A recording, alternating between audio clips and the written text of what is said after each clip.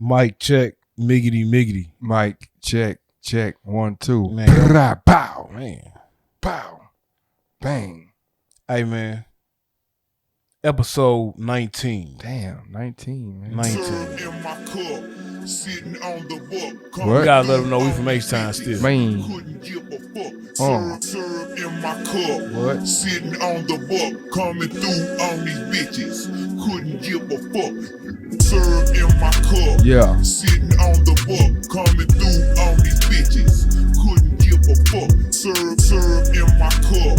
Sitting on the buck. R.I.P. Sweet Jones, aka Pimp C. Sweet James Jones. Trunk full of whoopers, pop trunk, place a rhyme. Bar in my cream soda, bitches going down, blowing smoke up out the roof. Horsepower, big Chevy block under my coupe. Beating down your block, knocking pictures off the wall. Down at PAT, we let them 84s crawl. Name on the wall, cause my nuts swing low. Pistol on the floor, red candy on my door. Bill Wood Wheel, I'm Tria, you know the scope. If you didn't wanna pimp, then what you fucking with me for? The shit don't stop, it just get better. 2006 and man, my slab done got wetter. Serve in my cup. That's what it do. Sitting on the buck, coming through on Pimp these Chan, bitches. what it do? Uh-oh, that's Killer Corleone. Nah, that's the guns. What you talking about? Oh, I can't hear it. We're gonna talk Oh, slab my on bad. this I one. apologize, man. Serve in my cup. Sitting on the buck, coming through on these bitches. Couldn't I was just gonna play the pimp verse, in my cup. Here we go. but I gotta let Doug he go. I'll make a cut. You know Yeah. I do this thing. Let's go. I'm riding stick one current blunt. About to pull a stunt. I'm talking bumper on the back. I'm talking grill on the front. I'm rolling slapback Caddyville. Imagine how I feel. Dripping candy on these niggas with them diamonds on my wheel. Jamming Bun and Pimpin' Chad. All these suckers mad. Sinking deep in creamy leather with that matching color red. I got them bubbles shining bright. That woman taking flight. I told her everything is real. I'm about to kill these niggas night. Yes, indeed, I'm a hustler. 84s cluster. Man. Pimpin' hoes, brand new foes. Man, Nathan must've tell them get up out my path. When I'm on that Ave, done key 2015. Still talking slab. Come on. Serve in my cup. Hey. Sitting on the buck, coming through on these bitches. Couldn't give a fuck. Serve in my cup. Hey. 16 shots, man. 16 shots, man. Pow, pow, bang, boom, boom, boom. You are now listening to Boom. Podcast Excellence, coming out of 2530 Studios in H-Town, Texas. 25, 30. 16 Shots Podcast with one young James Boogie Ben Yes, Laden sir. and your boy Casino Cash, You have aka A-Dub. What's going down? You have a, Man, shout out to Gallo again, man. He blessed us with these mics, bro. you gotta hit with the gallo, man. You gotta hit with the accent, the man. Gallo. The gallo, man. The gallo, man. El rojo gallo. Yeah, man. You ever been saying something, man, and realize your vernacular is like 5 years, 10 years out of style, man? Like you, Man, that's what happened when, you know, the blessings of aging, bro. yeah. But then you realize that we still got old nigga slang, bro. Yeah, man. You hit him with the yes sir. I'm like, dang, I ain't heard yes sir in a minute, man. When was the last time you heard a nigga say what it do? I This not named Paul Wall. what it do, baby? I You don't remember know. like back in the day, you know what I'm talking about, when you went to when you went to Atlanta, Yeah. you wouldn't want to hear niggas say, you know, like shouty. Shouty. What yeah. else am Atlanta niggas say? I They say- don't know. I mean, I'm not from Atlanta, but shit, I don't know. They say a bunch of collard green shit. You know what I mean? Or like the New Orleans niggas with the woody. We What's woody. happening? They still say woody. Woody was happening. Why? So, What's been up with you though? You know what I'm talking about in Man. these H-Town streets, man. man, I'm trying to figure out why does barbecue make you sleepy, bro? It all depends on where you get it from. I'm gonna say this. This is gonna be Oh. this is going to be An unpopular opinion. unpopular opinion. The Yeah. Burns is trash. The burger spot, the Burger Shack, Burns Burger Shack Yeah. is fire. But the Burns barbecue, Trash. I had a huge disagreement with some of my Facebook friends about, you know, the whole entire Acres Home area. Like supposedly that's one of the highest property value areas in Houston or whatever, in my the way I said, I was like, why is it so high property? Because it's literally like 40% nothing, and then 22% of it is maybe like ran down houses. That's not true, bro. Acres Homes nice. Nice where? Acres Homes period is nice, bro. Nice where? It's nice homes at Acres Homes. There are nice homes everywhere, but I'm saying that have you been to Burns Barbecue in Acres Home? Yes, I'm over there. I'm in the area. Yes. 5 days a week. And you would tell me that if the houses and the neighborhood surrounding Burns are nice homes? Yeah. Compared to what? Compared to most neighborhoods so all right. So maybe I go to Burns. Check this out. Check this out. Yeah. So Houston itself is very unique. It's very unique. Yes. There are no like real slums. I mean, you got scattered parts of the city from just being from the city. Mm-hmm. I feel like I'm well traveled mm-hmm. in the city. Mm-hmm. It ain't a hood I can't go to. It ain't a hood we can't go to. I agree. So with that being said, but it's hoods I prefer to go to or prefer not to go to. I ain't got no preference, bro. I'm good anywhere I go. I prefer. I'm not. No. But what I'm saying is, like Acres Homes has nice homes. Even the homes, literally the homes around Burns. Yeah.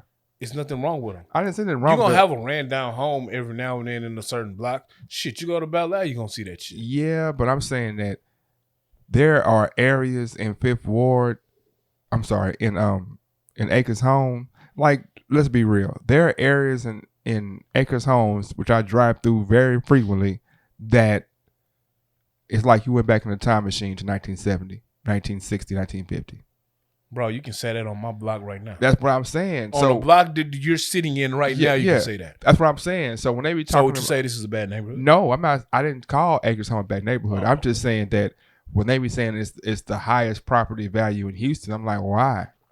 Well, I don't know about that, but you know, I understand why it might be because of the space and because of the ability to, like, if they come and gentrify that area, they could do the same thing they did in the Galleria in Acres Home. But as far as like homes and houses, like ain't nothing messing with Third Ward, bro. The location, the size of the houses, the quality, ain't nothing messing with Third Ward. Like I can't leave Acres Home and walk to a major D1 university. I can't leave Acres Home and not be fearful that if I make a left turn, I won't be in 1964. Like I'm just being honest, like, and I'm not hating on Acres Home. They're like, I got a property. It sounds like some Acres Home shake. Some Acres Homes hate. I got property. I know someone who lives in Acres Homes who built a fucking mansion and it's fire. Because that property is cheap. That's why. What's wrong with getting cheap property? But what I'm saying is they be acting like because they could build a mansion on some a plot that's $40,000 that's the best. Like, yeah, I agree. That's cool. I appreciate you. I applaud your candor and your candor. Candor's not a big word, my nigga. Yeah. But what I'm saying is, like, I don't know how true that whole property value thing is because I'm without telling people where we are. Yes. We don't know that. We don't know that. Hey, this property over here is kind of spicy. It's spicy. It's spicy with nothing on it. Yeah, but what I'm saying is, like, I mean, I don't know, man. Acres Home was run down. That's what I'm saying. Fuck it, I'll take it. That shit run down. I know some people who might frown upon my humble abode. Yes. This is a nice situation. Yeah. But yeah. my situation is valued is like nice is rivaling some Pearland shit. Yeah, bro. But that's what I'm saying. Like, you see where we at. We can hop, skip, and jump. That's downtown. what I'm saying. We can go party right now in 5 minutes. We can. Pearland is fuck Pearland. Pearland is nice. Man, fuck Pearland. No, man. Fuck Pearland because I don't like the traffic and the police. That's what I'm saying, man. But that's like, I'm not gonna lie. If I didn't have to travel. That's the whole to the thing. city. That's the whole thing. I'm out there, bro. Why? Like, it's nice. The entire situation, like the entire reason why I live somewhere is for comfort and my ability to get to where I need to go. I think we've been spoiled. You being from the Trey, yeah. Me being from the Clark, growing up where we grew up, being able to skip and jump from wherever we want to go, man. Yeah. That's why we saying fuck That's Pearland. why I'm saying, like, that's why we say fuck Spring. It ain't just Pearland. It's all that shit. All the subsidiary. I don't think it has anything to do with actual Pearland living because it's nice living. I think the fact that you're so far from shit. Yeah. That to me is that's the key right there. I'm like, shit, I gotta drive an hour to work every day. That shit's stupid. That shit, I don't give a fuck where I stay. If I gotta drive an hour every day, shit, that's 2 hours a day. You only got 24 hours in a day. All right, so before we get deep into our topics, okay, we episode 19 of the pod. Some backstory. This is something we have been speaking about, planning to do. At least 2 years, even more than that. More than that, probably. How you feel about the pod so far?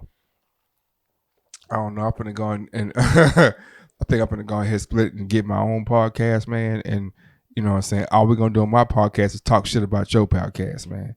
That's fine. 25, 30 media. As long as 25, 30 media. 25, 30 media. We out here, we're producing podcasts. If you got a pod, holler at 25, 30 media and they can help you get your pod together and everything. Hey, we come to you. Man, I was telling somebody the other day, I was like, man, this shit it's unbelievably fun and unbelievably cool to be able to sit with my partner and talk and, you know what I'm saying, and be able to express ideas and hear different points of view and then get feedback from our 6 fans on how, we got a little bit more than 6. Okay, our 12 fans. We got a little bit more than 12. Okay, our 13 fans. We're doing a little better than that. 15? We doing better than that. 21. We still doing better than that. See, man, this dude here is delusional, man. But hey, man, I got numbers, and if you I got numbers. Okay, and I feel like they ain't telling us the full numbers. Yeah, so because he's a conspiracy theorist, man. You be like, man, I don't know about that Kroger's, man. The meat is in there, but is that real meat? Is that really meat, or is it alien DNA? I don't know. But yeah, I think the podcast is cool, man. I'm a perfectionist. Hold on. Perfectionist. Do not hit that damn button. Is that perfect? No, you're right. I'm gonna leave that alone. I'm a perfectionist, so sometimes like I critique the show differently from other people internally. You know what I mean? But I think it's going well. We've had a couple of shows that I've said, hey man, by like the hour mark, yeah, we was a little too lit, man.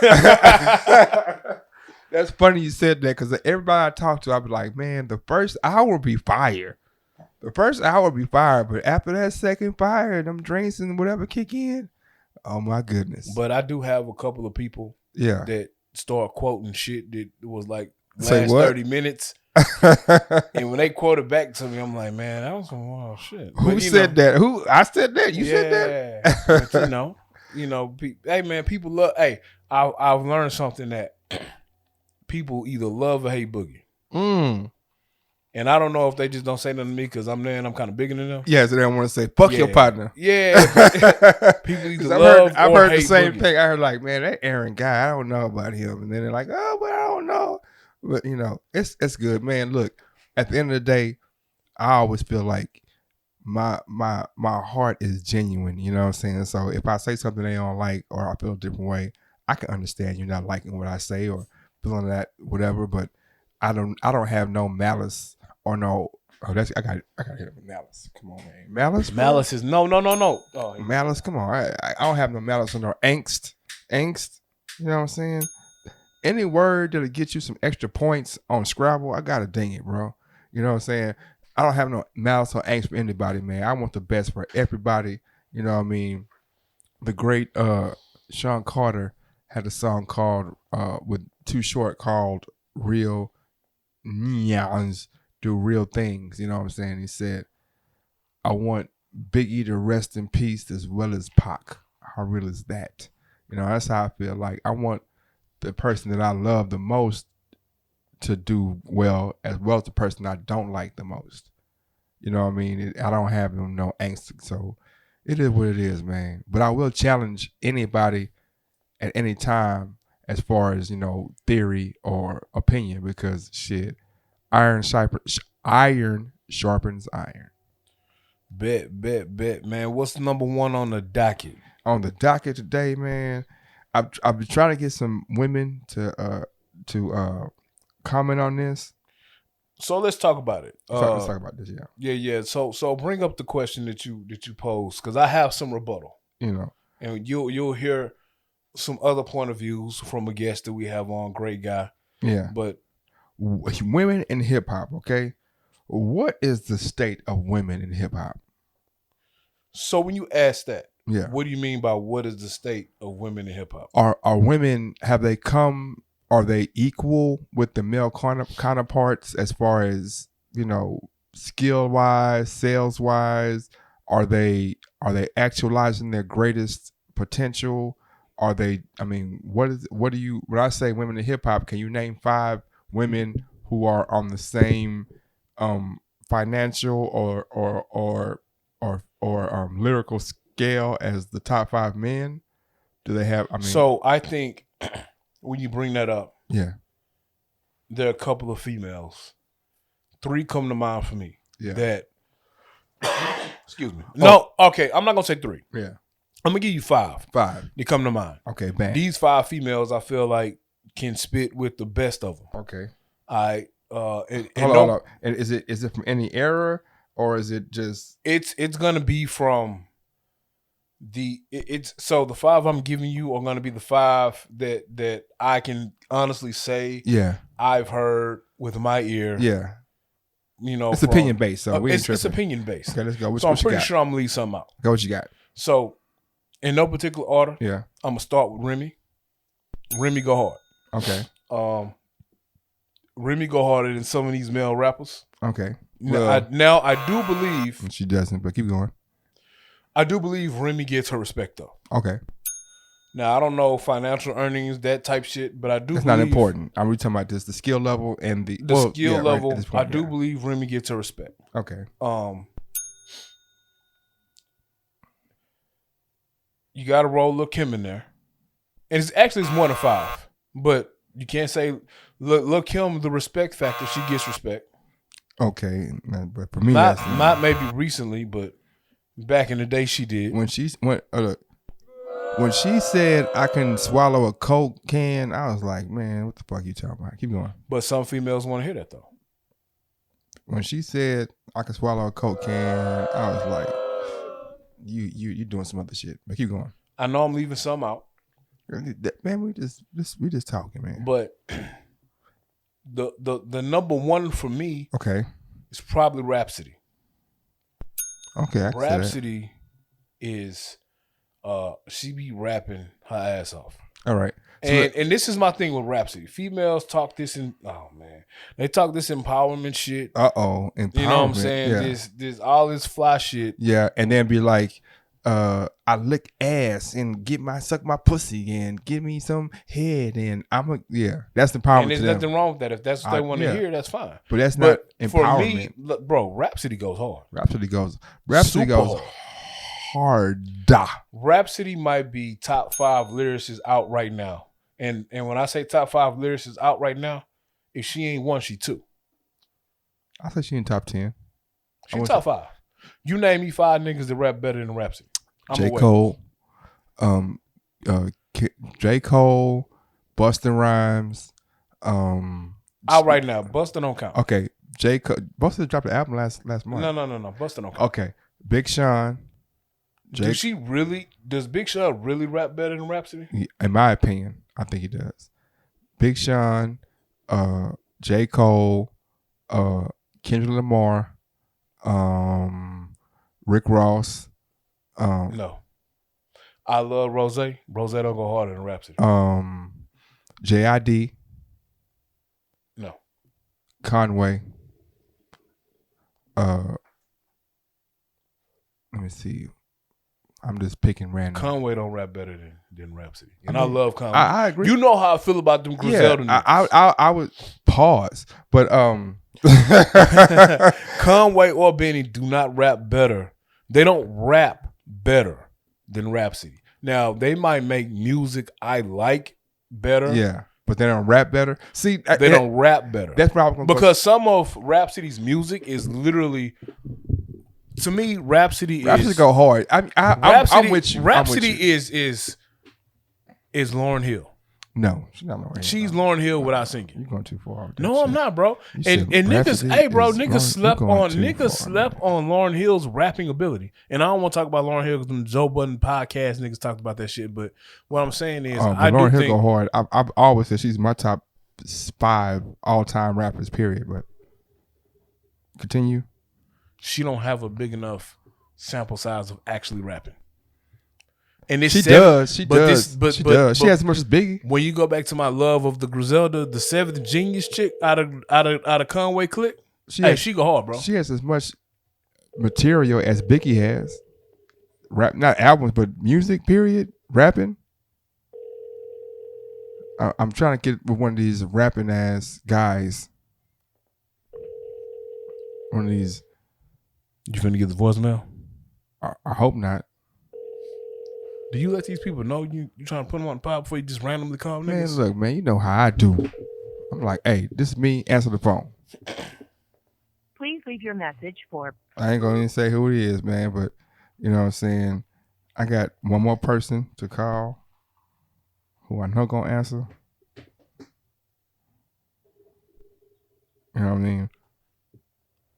But What I named 4. I named Remy. I named Kim. yeah. I named Seven Genius. I named Rhapsody. I don't got a fifth. And that says a lot right there. Well, I mean, I can throw like Bossa, from back in the day. But I saying I can throw Queen Latifah in there. Queen Latifah was rapping her ass off too. no, she wasn't. Ah, man, you hating now. Now that's just hate. Queen Latifah rapping. Now that's just hate.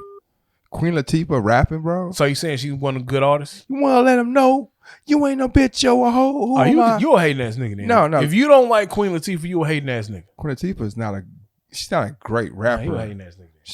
She's okay. Watch this. Do you think that Queen Latifah flow is timeless or is dated? It's timeless because I heard on some Rhapsody shit recently and she went hard. She went harder than Rhapsody. This is the last one for real, man. Nah, she didn't go harder than Rhapsody, bro. Rhapsody is almost like if I had a Mike Jordan of female rappers, Yeah, Rhapsody is Mike Jordan. Rhapsody is Mike Jordan. Man, Rhapsody is Mike Jordan. No, Lauryn Hill is Mike Jordan. Nah. Rhapsody is like Iverson. Lauryn Hill would be like Bo Jackson. Cause she was like She had 1 year and then Lauryn Hill would be like Bo Jackson because she was she was a gold in both sports. Okay, I agree. Okay, I can't do nothing but applaud that one, man. That was yeah. She was gold. She was. There we go. It's about to go down. Come on, Star Status. How you doing, Mrs. DG? You on live on the 16 Shots podcast. You know, we're having a discussion about females in hip hop and really the female opinion. And I know that you're a female and you have an opinion. So I just wanted to ask you a few questions. Are you okay with that? Sure. Why she paused like she don't know what she's getting herself into? You know, Because I don't. it is what it is. You know, a lot of times we like to call experts on the subject of whatever it is, but if you only And talk, I most definitely am not. that's what I'm saying. But if you call experts, then you're only getting an expert opinion. But I think that you are a casual hip hop fan as well as other music. By the way, the guy you're talking to on the other side, Aaron W., he loves the Cardigans. You know what I mean? So I am a fan of the Cardigans. so don't feel as if you're in a box. You know, we're all inclusive here at the 16 Shots podcast. But speaking on women in hip hop, how do you feel about women in hip hop right now? I feel that everything is kind of over-sexualized at the moment, personal opinion. If it's not something that people can twerk to, then they don't want to hear it. Yes. Okay. And personally, as for yourself, do you care about lyrics? Like, do you care about what's being said in the song? And most definitely. I mean, I enjoy listening to the beats is nice, but the lyrics are most definitely important. Are they more important than the beat? I would say they're equally as important So when for me. Because if not, then you would just listen to spoken word or something of that. So what you're saying is when Cardi B and Megan Thee Stallion started talking about the whores in the house, that was just... Oh, so you getting down to it. You really have an issue with Meg and Cardi. No, I'm just saying when they was like, "It's some whores in this house. It's some whores." That was cool. That was okay because I was like, not this house. So that I think Cardi B and Meg Thee Stallion music is for a certain demographic of female, or a certain demographic of time. It's just like us with ratchet music, bro. When we want to listen to cocaine music, we listen to cocaine music. Yeah. When we want to listen to fight music, we listen to fight music. Okay. And we want to listen to, conscious rap. Yeah. We listen to conscious rap. So, okay, I agree with you. And so I don't actually think that Meg Thee Stallion and Cardi B song, the WAP, I don't necessarily think it makes them hoes. I didn't say that I either. just think they're making, music for hoeing. It's time for when they want to hoe. Yeah. So my next question is, who do you listen to in hip hop as far as a female woman? Like, I don't know the word to use because you said the wrong word. Like, you call me a female? I ain't no, or you call them a woman? Like, not offended by that term. I don't know what term to use, but Actually, I have not really been listening to hip hop all that much. I've been more kind of like Heard and Aiko type right about now. Just because lyrics are important to me, and that's not me. I'm not the as Mr. A-Dub said, they make certain songs, certain music for certain people or people having certain vibes. And I'm not on the twerk backing it up. Nah, not on that right at the moment. So vicariously, what you're saying is that, and I'm not trying to put words in your mouth or anything, but it sounds like you're saying that the music in hip hop is geared towards a twerky, salacious type of vibe, as opposed to Jhené Aiko, who's just on some like niggas ain't shit. Let's smoke this weed and talk about how black men or men ain't shit.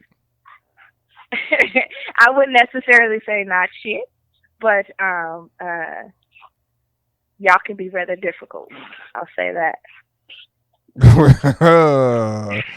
That is, I think that humans are difficult. I don't like the way that you put y'all and you made humans undifficult. Whereas, do you not bleed if I cut you? You know what I'm saying? We both have the same blood that runs through our veins. It's not like you're a monkey or a papoose. A papoose?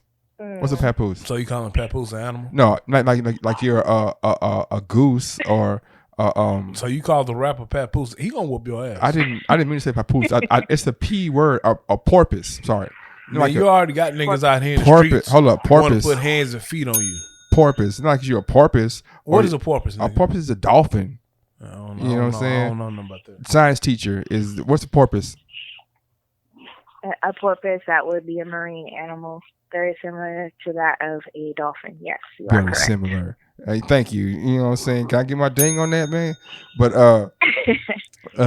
so what I'm saying is that we as humans are difficult because there are so many synaptic differences and chemical differences between us, and we have to You're thinking of a word. I'm thinking of a huge word. Yeah. You know what I'm saying? We have to navigate our way through each other's idiosyncrasy. That's a whole nother conversation. That's not what you asked for. My Man, that's what he do when he's losing an argument. He just I'm not brings up losing. some other shit. yeah, I want to drop the big words. Yeah. What I'm saying is you disagreed with everything I said, so I'm not losing the argument. She said that most of hip hop, as she sees it, as a casual listener, it applies to like basically like it's twerk music. The mulattoes, the definitely mulatto. What's her Young Millie, the one out of Alabama, I think it is. First off, Alabama is like that's like they 74 years behind everything. Wait, I'm sorry, keep going. But yeah, like all of the artists that I've heard recently that are supposed to be new, up and coming, I'm not feeling it. It's all about, I can take your nigga, or I can. We don't use that word. We don't use that word on this podcast. What word? Take. No. Oh, excuse me. What's the word? Oh, nigga, I say nigga all the time. No, we don't use that word on this podcast. I just said nigga like 3 times. See, we don't use that word on that podcast. Okay, so nigga, that's you. So well, that's precisely the term that they use. So I was quoting when I said. Oh, so now you're quoting. So you're not a fan of the City Girls? What is it, Young Miami? No. What's the other one name? JT? No, definitely not. I think Cash Dog go hard though. I can't quote you a Cash Dog song. They pretty much outright describe selling themselves, selling their bodies, their vaginas, pretty much. Now she want to be technical. Now she want to be vagina. You can say pussy on the show though. We say pussy. Afford their time. So let me ask you a question. Pussy on the show. Let me ask you a question. We also say the N word. Aren't they objectifying themselves though? I mean, I would say yes. But again, you did say, the songs are for a particular audience, and they have to play something in the strip club. I just thought the whole point of, and so I thought the whole point of this whole Me Too movement and all the stuff that we have going on is great for females or women that are helping, women empowerment. I thought the goal was to not objectify our women. In return, they make music that helps men objectify them anyway. Okay, but then you also have to consider this. Not all women are in touch with their worth as for that. If that's all you think that your worth or what you have to offer someone is your body, then of course that's what you're going to put emphasis on. So the reason why I love topics like this, because we can start in hip hop, but we can move into the whole dynamic of how women see themselves.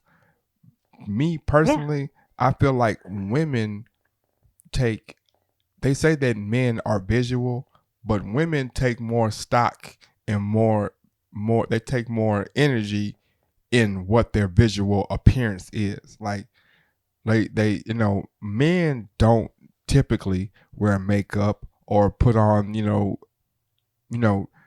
bustiers, or like there's a whole industry that's dedicated to women contouring their body, changing their look to fit up a desired look. Whereas men do the same thing though. Fuck no. Yes, they do. Man, look. How many? It's the reason why you've matched your hat to your jersey and your shoes right now. My shoes was purple, my nigga. I'm just saying you're matching. Blue? It's a reason. Jay-Z and Devin the Dude put a whole song out. Cause I can match. So you're saying that women wear makeup? That's just what they wear. Niggas get haircuts and wear jewelry. That's what we do. I ain't got no jewelry on. But you matching though. I can't. I'm color coordinated. I apologize, my guy. So you saying so you're saying that there's no market for men to look nice. No, I'm saying that men are more in touch with their true being. I don't think that's true. What I'm saying is like I've never heard mom bod. It's levels. There's levels to it. Levels. I don't like the way you said that. Levels to it. You've never heard what? I've never heard mom bod. Oh, she's got a mom bod. That's not true. They they have a term for it. What's it called? It's like MILF. No, MILF is a mother I like to freak on, or use the word. Fuck. Yeah. Whereas dad bod is like shit. It's a guy who has a little extra weight, and it's a dad bod. I've never heard like them say like, oh, well, she got a mom bod. She has a little extra, whatever. No, they just say she looks like a can of busted biscuits. What do you mean? Thank you, man. That's why I love hearing a woman's perspective. Like they'll say things like a dad bod. But I don't know what you're trying to say though, bro. I'm saying that women accept men's dad bods. Men under the table accept women's mom bods. That's a word. But the because as the great American poet Saigon said, if everybody dating bad bitches, who got all these ugly hoes pregnant, right? So what I'm saying is, men, they accept the mom bod, but women, there's an industry for women to not look like their body gives them, like Lizzo, like Monique. What you mean? Like Lizzo. I think Lizzo fully embraces her size, bro. She be out here. No, she don't. No, she don't. Because Lizzo's trying to lose weight, just like Monique. Well, there's nothing wrong with trying to lose weight, bro. She just this week, I believe it was on Monday, released an unedited photo of herself totally nude. Yes, Lizzo always naked on Instagram. Yeah, but in the same breath, Lizzo also is trying to lose weight. Like Lizzo plays the game. She plays the game very because she's like, I'm happy with my size. That, though. I played. No. She addressed that. She said she was not attempting to lose weight whatsoever. Just because you are a large woman does not mean that you don't want to be a healthy large woman. But if you start working out, what's going to happen? There's nothing wrong with improving yourself. There's nothing wrong with trying to be healthy, bro. Yeah, but so if you start, if I, so now you shaming Lizzo. I'm gonna shame a bunch of people right now. So if I am 240 pounds and I decide I want to start riding a bike and lifting weights, am I going to continue to be 240 pounds? Yes or no? In a woman's body, yes, that is very possible. Okay. Bro, you the nigga that told me you tried to put on weight in the off season, so you drunk 40s and protein shakes, and ain't nothing happened. Ain't nothing happened. I can't. But you weren't happy with the body you had at first, so you tried to improve on your body. But it's the same thing that you just said about Lizzo, but in reverse. So you think Lizzo's trying to put weight on? I don't know what Lizzo trying to do, bro. If Lizzo's happy she said she wants to be healthy because at that size, she's not healthy. You have to monitor your cholesterol level. Exactly. You're at risk for diabetes, cancer, and a whole lot of other things. Exactly. So and being 100% totally transparent and honest, there's nothing wrong with being overweight or heavy. But what I'm saying is the ideal weight for everyone, for their frame, it fluctuates. And I'm saying that Lizzo, looking at her body, she's not at her ideal weight because her body is telling her not. But that doesn't matter, bro. It's what makes her happy. Okay, no, fuck that. It's what makes her happy, bro. That's stupid. How is that stupid? Because you're saying I could be happy. She's the person who's living with this. Yeah, but me being happy and me being healthy is not the same thing. Hey, bro, it's a lot of shit we do that is not the same thing for us, your health wise. But you do it because you're happy. Yeah, but I'm saying, and if that's the case, we shouldn't be drinking and doing this other shit. Yeah, but we do it because it makes us happy. But we also have other activities that we do that make us healthy. But you don't know what she do, bro. She might be on the treadmill. That's what She just might not be eating the way she should be. See, so you keep giving her the caveat, or let's take her out of that. The thing is, it's not her, it's anybody. Anybody, yeah.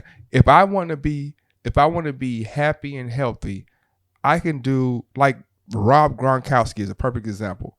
He might go out and drink and party, but he also puts in 4 to 6 hours of working out so that it's a balance. But that's not the same though, because Rob Gronkowski's way of life, how he feeds his family, is his physical condition. Yes, because that's his job. Yeah, so that's not the same. That is his job. That's not the same. So my job as a human being is to live as long as I can to be able to provide for my family and loved ones, right? You full of shit, bro. Is it not? You full of shit, bro. So you telling me I shouldn't be healthy? So you shouldn't be drinking right now. You shouldn't be drinking right now. Maybe I should put the cup down. No, don't tell me what to Why do. you not putting the cup down? You know why? Because it's I can put it down. I can put it down because you gonna pick it back up though. Eventually, what I'm saying is, this is what makes Boogie happy. But what I'm saying is, in the same breath, also what makes Boogie happy is being able to perform and be able to be athletic and healthy. So there are other things. If I drink on Sunday, I'm running on Tuesday, Wednesday, Thursday, Friday. I'm active and being. Lizzo is active. She actively plays the flute and twerks half naked, bro. That might take some, energy. Okay, so I'm gonna ask you this question, and I'm gonna pose the question to Boogie. Have you ever been overweight? Somewhat. Yes, twice. Actually, twice in my life. But yes. Not obesely. Meaning overweight, that's what I was about to say. Yeah. Meaning your body mass index was over 32%. I didn't graduate. No, first off, hold on. First off, let's start here. I didn't graduate from college, right? So you're not going to give me excuses. No. It's not about excuses. Yeah, your body weight mass index. I don't know. No, what I'm saying is that I have been overweight. In fact, at this point right now, I'm borderline overweight for my frame. Bullshit. In the past 20 years, you've been the same frame size, give or take 15 pounds. What I'm saying, and I'm just being honest. Yeah, bro. what I'm saying is, okay, maybe you're right. But what I'm saying is, there's been periods of time in my life, maybe they be short, very short, that I was supposed to be 160 or 170. And I was 180. Boogie with his leg in a cast doesn't count because Boogie with his leg in his cast can't work out, can't move around. I agree. Boogie plays basketball 4 days out the week. I'm active and I'm purposefully, mindfully active, to keep my body you're active healthy 4 or 5 days out the week. Yeah, but you also abuse your body too with some of what you put in it. The word is called balance, bro. How you know Lizzo ain't got balance? Because I'm looking at her. Well, she could be bigger, bro. No, sir. Okay, so let me say this to you. Never call me sir again. I'll fight you. It's easy to say for someone coming from the standpoint where you have never gotten to that point in the first place. Once you in a female body, once you allow yourself, or you are in a situation that may be. Okay. Once you are in a situation. No. What you just said. No. What you just say. Once you what? Once you allow yourself to do what? There's so many. To get to that point. Okay, that's all I gotta say. But you have no idea. There's certain medications. There's all kind of situations where someone can find themselves in a situation. I agree. Are you toxic, my boy? You toxic, nigga. That's not necessarily the case. As A-Dub said, she could be working out every day. That doesn't mean that her lack of activity or that is contributing to the way that she looks. That's not, the two don't go together.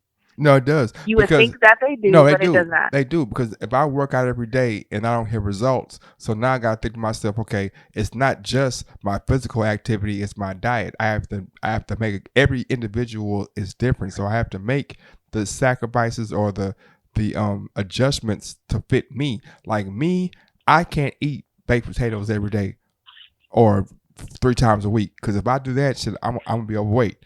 Another person can't eat that shit every day and not be overweight. Somebody else might, can't eat pork. But in the same vein, some people can eat salad that all day, every day, and gain weight. Yeah, and not lose the weight. Yeah, but so they have to figure out. Okay, it's not just in combination with physical activity. Go ahead.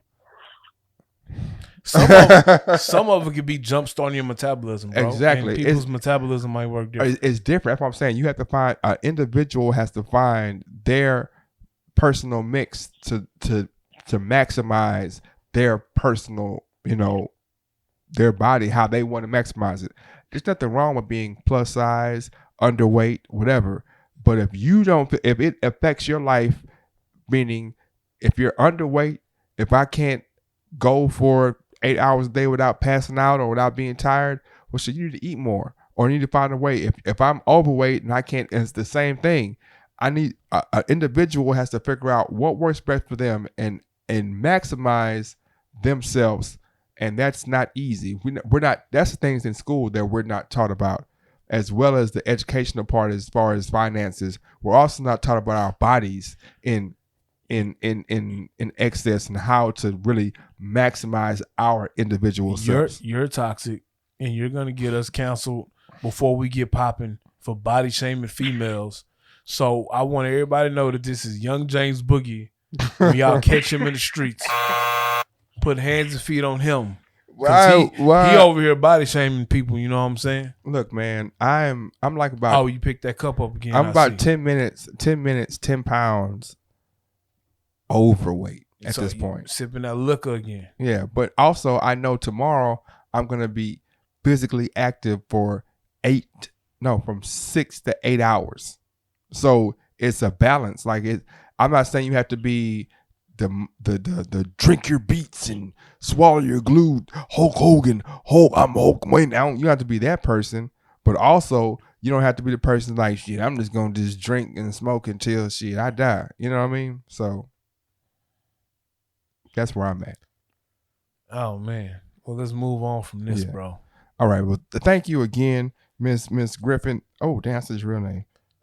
Griffin, don't worry, I can edit it out. Okay, yeah. Thank you again for your input, and your opinion is much appreciated. We'll definitely be getting back with you in further times. We have some scientific questions that we need to ask, and I know you're a science buff. You're good at dealing with scientific issues, and that's your profession. So, again, thank you again. You're very welcome. All right. Have a great night, and goodbye. Yeah, goodbye. You're listening to the 16 Shots Podcast with Young James Boogie and AR Dub. Check us out every Monday, Wednesday, and Friday on Apple Podcasts, Spotify, Anchor, or wherever you get your podcasting from. So what's going down, man? 16 Shots Podcast with your boy Young James Boogie Bin Laden and AR Dub. We got a special guest today. Are we saying your real name, or you got like a handle you use, like when you be beefing on Reddit and shit? Nah, I don't be using my name on Reddit. That's what it's for. You don't be beefing like that because niggas be trying to come at your job and shit. Did you say that Obama wasn't a good thing? That was it you? Oh, sorry. No. I didn't say that. I just said he wasn't a nigga. But yeah, that's about it. Can we talk? By the way, let's start right there. If Obama isn't whatever his mom is, right? His dad is 100% black man. His pure black man, untainted black man. I thought his mama was white. That's what I'm saying. And I thought his dad was black, but then his adopted father was white. But his that shit freeze father, up on huh? What? I think he froze. Oh, you froze? Unless he just sit there with his eyes closed. No, he might be froze. I think he's frozen. Oh fuck, we froze. There we go. Oh, he unfroze. There you go. Yeah. Okay, y'all froze too. Okay, what I'm saying is his father is so black that any of the Caucasoid that might be his mom is overshadowed. Like I'm saying it's like you're talking about motherland black mixed up mesh Caucasoid. So that equals. I get what you're saying, but really I wasn't talking about nigga in the sense that he just not black. I was talking about nigga and black don't. I'm not saying he not black. If you 1% black, you black. But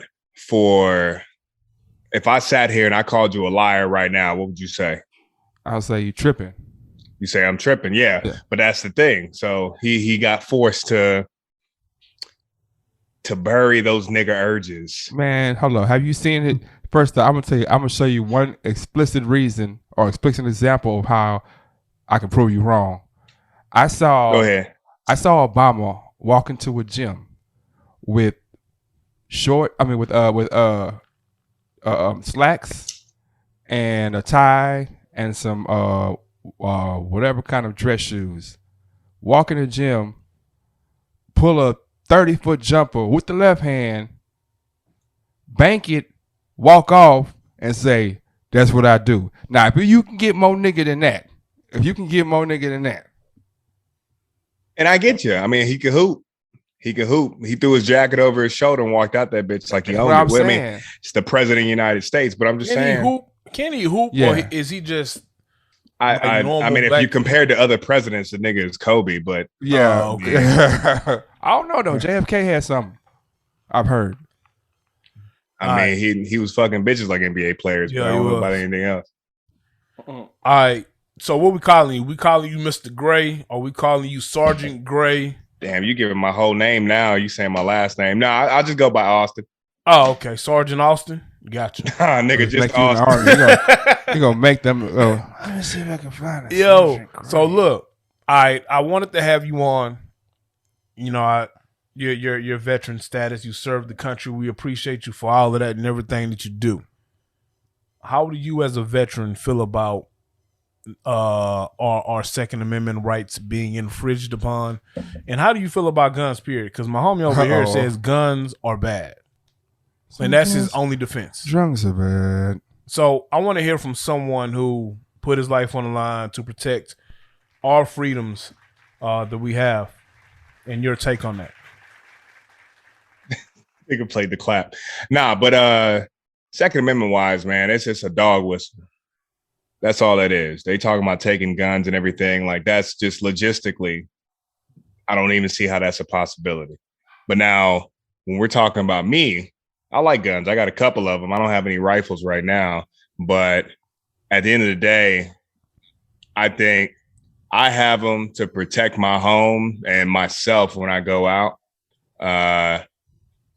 But the other piece of it is, too, them not being able to come and grab everything and everything like that. There's still going to be guns out on the street. So for me, that's what I have it for. Right. But now what I don't agree with, which is, again, there should be background checks for everybody. Like if you have some psychological shit going on or whatever the fuck the case may be, there should be some way to check on you. If that was the case, then the whole army or half the army would be unable to use guns. You talk about the psych check. What does that mean? Why is that? Because there's a lot of people in the army that didn't pass the psych check, and that make them like the dogs. What you mean? But what I would say is the difference is because when you're in the military, you don't have a rifle all the time. Like, especially when you're in the States, it's all in the armory. You only pull that out if you're about to clean them or you're about to go in on a field op or deploy. So really, that's it. So these niggas ain't running around. They don't hand them a gun and you just like, hey, here's your gun, here's your room, go to sleep. So for that, yeah, there are some unhinged ass niggas that's in there and have gotten out of there. But I don't know, man. I just don't see. There should be some regulation on something. But again, I don't have a rifle. I got a shotgun and a pistol. Right. Shotguns for the house, pistols for the car. And then from there, you never know, man. These. All right, so let me give you my stance since you put me on the spot. So, logistically speaking, I can somewhat agree it would be difficult, but to me, a gun has one function: to destroy. Whatever you shoot a gun at, you're trying to destroy it. You're not trying to nick it. You're not trying to disable it. You're trying to destroy it. Whether it be an animal or a person or anything, whether it be a wall, whatever you're shooting at, you're trying to destroy. If I'm saying that this tool is used for destruction, let's eliminate this tool from being able to be accessed by people who are not not qualified, but law enforcement only. Really, I would think because all you're doing is giving everybody the key to open the door to kill somebody else. But I can use anything to kill somebody, though. See, that's what I'm saying. We just saw people trying to stab. Well, how is that crazy talk? So you're saying because that we just saw someone trying to stab. Like, people get stabbed to death every day, bro. Okay, now watch this. So they have syphilis, gonorrhea, AIDS, all this. Do you think we should close all the vaginas because anybody can give you a disease? So why? I'm asking you a question. Explain to me the common sense of saying the only person who should have a gun is law enforcement. Because if I'm not, why would I give civilians Explain me why I should give civilians guns. Why not? It's our Second Amendment right. But that was written in 1776. So you saying that doesn't apply today? So No, you saying exactly, that? yes, So you exactly. saying that me being civilian Aaron, I shouldn't have the right to be able to purchase a firearm to protect myself and my family? Is that what you're saying? Yes. Why? Because in 1776, the threat of you being harmed was totally different from 2021. But it's foreign and domestic, so it's intruders from overseas. There's never been a war on American soil. So does that mean it won't be?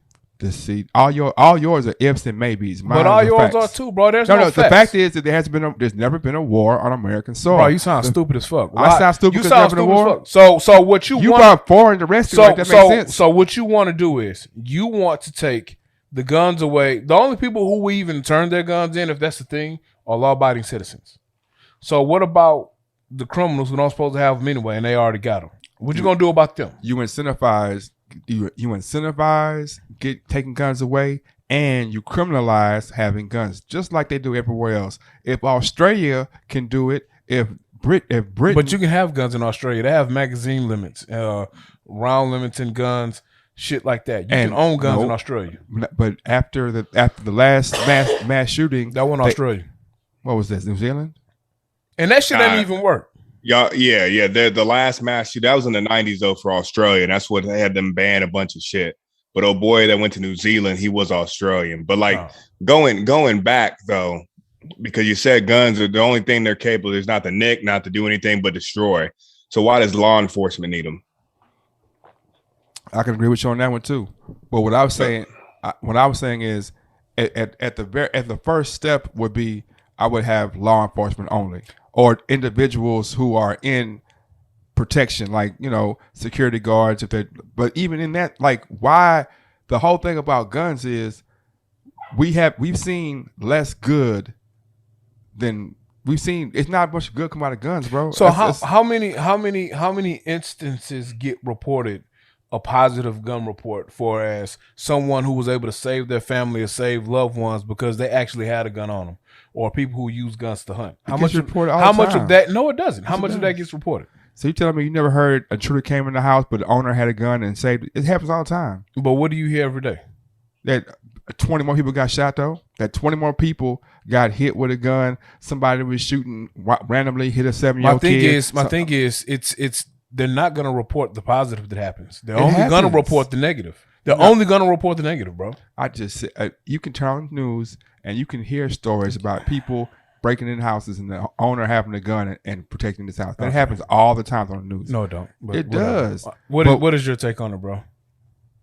Because I get mad when I talk to him about guns. I want to slap the shit out of him because he be sounding crazy sometimes. You just like guns, bro. Just say, I like guns. But you don't. And that's what I'm saying, because you like drugs. So we had this whole conversation about how drugs are destroying the community. Yeah. And your answer was, man, drugs were made to heal, bro, but guns are bad. So, okay, name me if I put a gun on this table and I put a pack of marijuana, right? You're telling me that you feel like that marijuana is just as destructive as that gun. It all depends on who's using it. What you mean, bro? It's never been a case of somebody overdosing on marijuana ever in the history of life. Can you say the same about guns? We just talked about this, bro. We sit here and we drink all night, bro. You can hop in. You put more people in danger on your way to where you go when you leave here than I do with my license carry. See what I'm saying? Like when we put we just put a scenario on, and as soon as I put it to as simple as which one is more dangerous, you switch the subject. There is nothing more dangerous, bro. It's the user. I can have heroin and an AK-47 on the table, bro. Yeah. It's not dangerous until the person who's using both the gun or the drug decides to abuse either one. But you keep saying heroin. I'm talking about marijuana. But you just can't pull one drug. Yes, you can. No, you can't, because why drugs. Not? All right. What we understand that heroin is a you get what I'm saying, but you get what I'm saying, Austin. It doesn't matter what you can't pick and choose which drug. Heroin is a narcotic, bro. All right, never mind, bro. That's what I'm saying. When we talk about the real, say what you're gonna say, bro. To be honest, though, I mean it's a false equivalent by talking about guns and drugs and everything like that, because I'm looking it up right now, but I'm pretty sure I'm just looking so far. I think there's been 13,000 gun related deaths in the U.S. And I know just in Texas, there's been about 5,000 alcohol related deaths just in Texas. It's only been 13,000 this year, or so far this year. Well, actually, hold on. Yeah, so far this year, 13,519. All causes, suicide and homicides, which is most of those are actually suicide. Yeah. But I'm trying to find so far what's alcohol related deaths. And see, that's the stat sometimes they leave off when they talk about gun deaths. They just throw the number out there. They don't tell you the number of gun deaths that are, like suicides and stuff like that. They leave that out.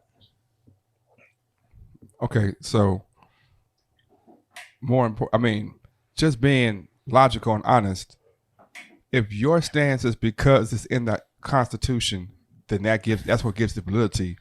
Then my stance is like the Constitution was written in a different time, and the amendments are amended with regularity. Like we're not. If we say the Constitution is solid like that, then shit, we three-piston man, and all the other things that come, all the other things in the Constitutions that were written for 1776. I understand the need for protection, but I also understand that in 2021 we can't live by the standard of 1776. Foreign and domestic. That's why, because in 1776 you had the French, you had all these different people, different countries who had any type of access they wanted to the United States. So yeah, we need a gun because we might get invaded anytime. But in 2021, they're not coming in like that. So why do I need to give every individual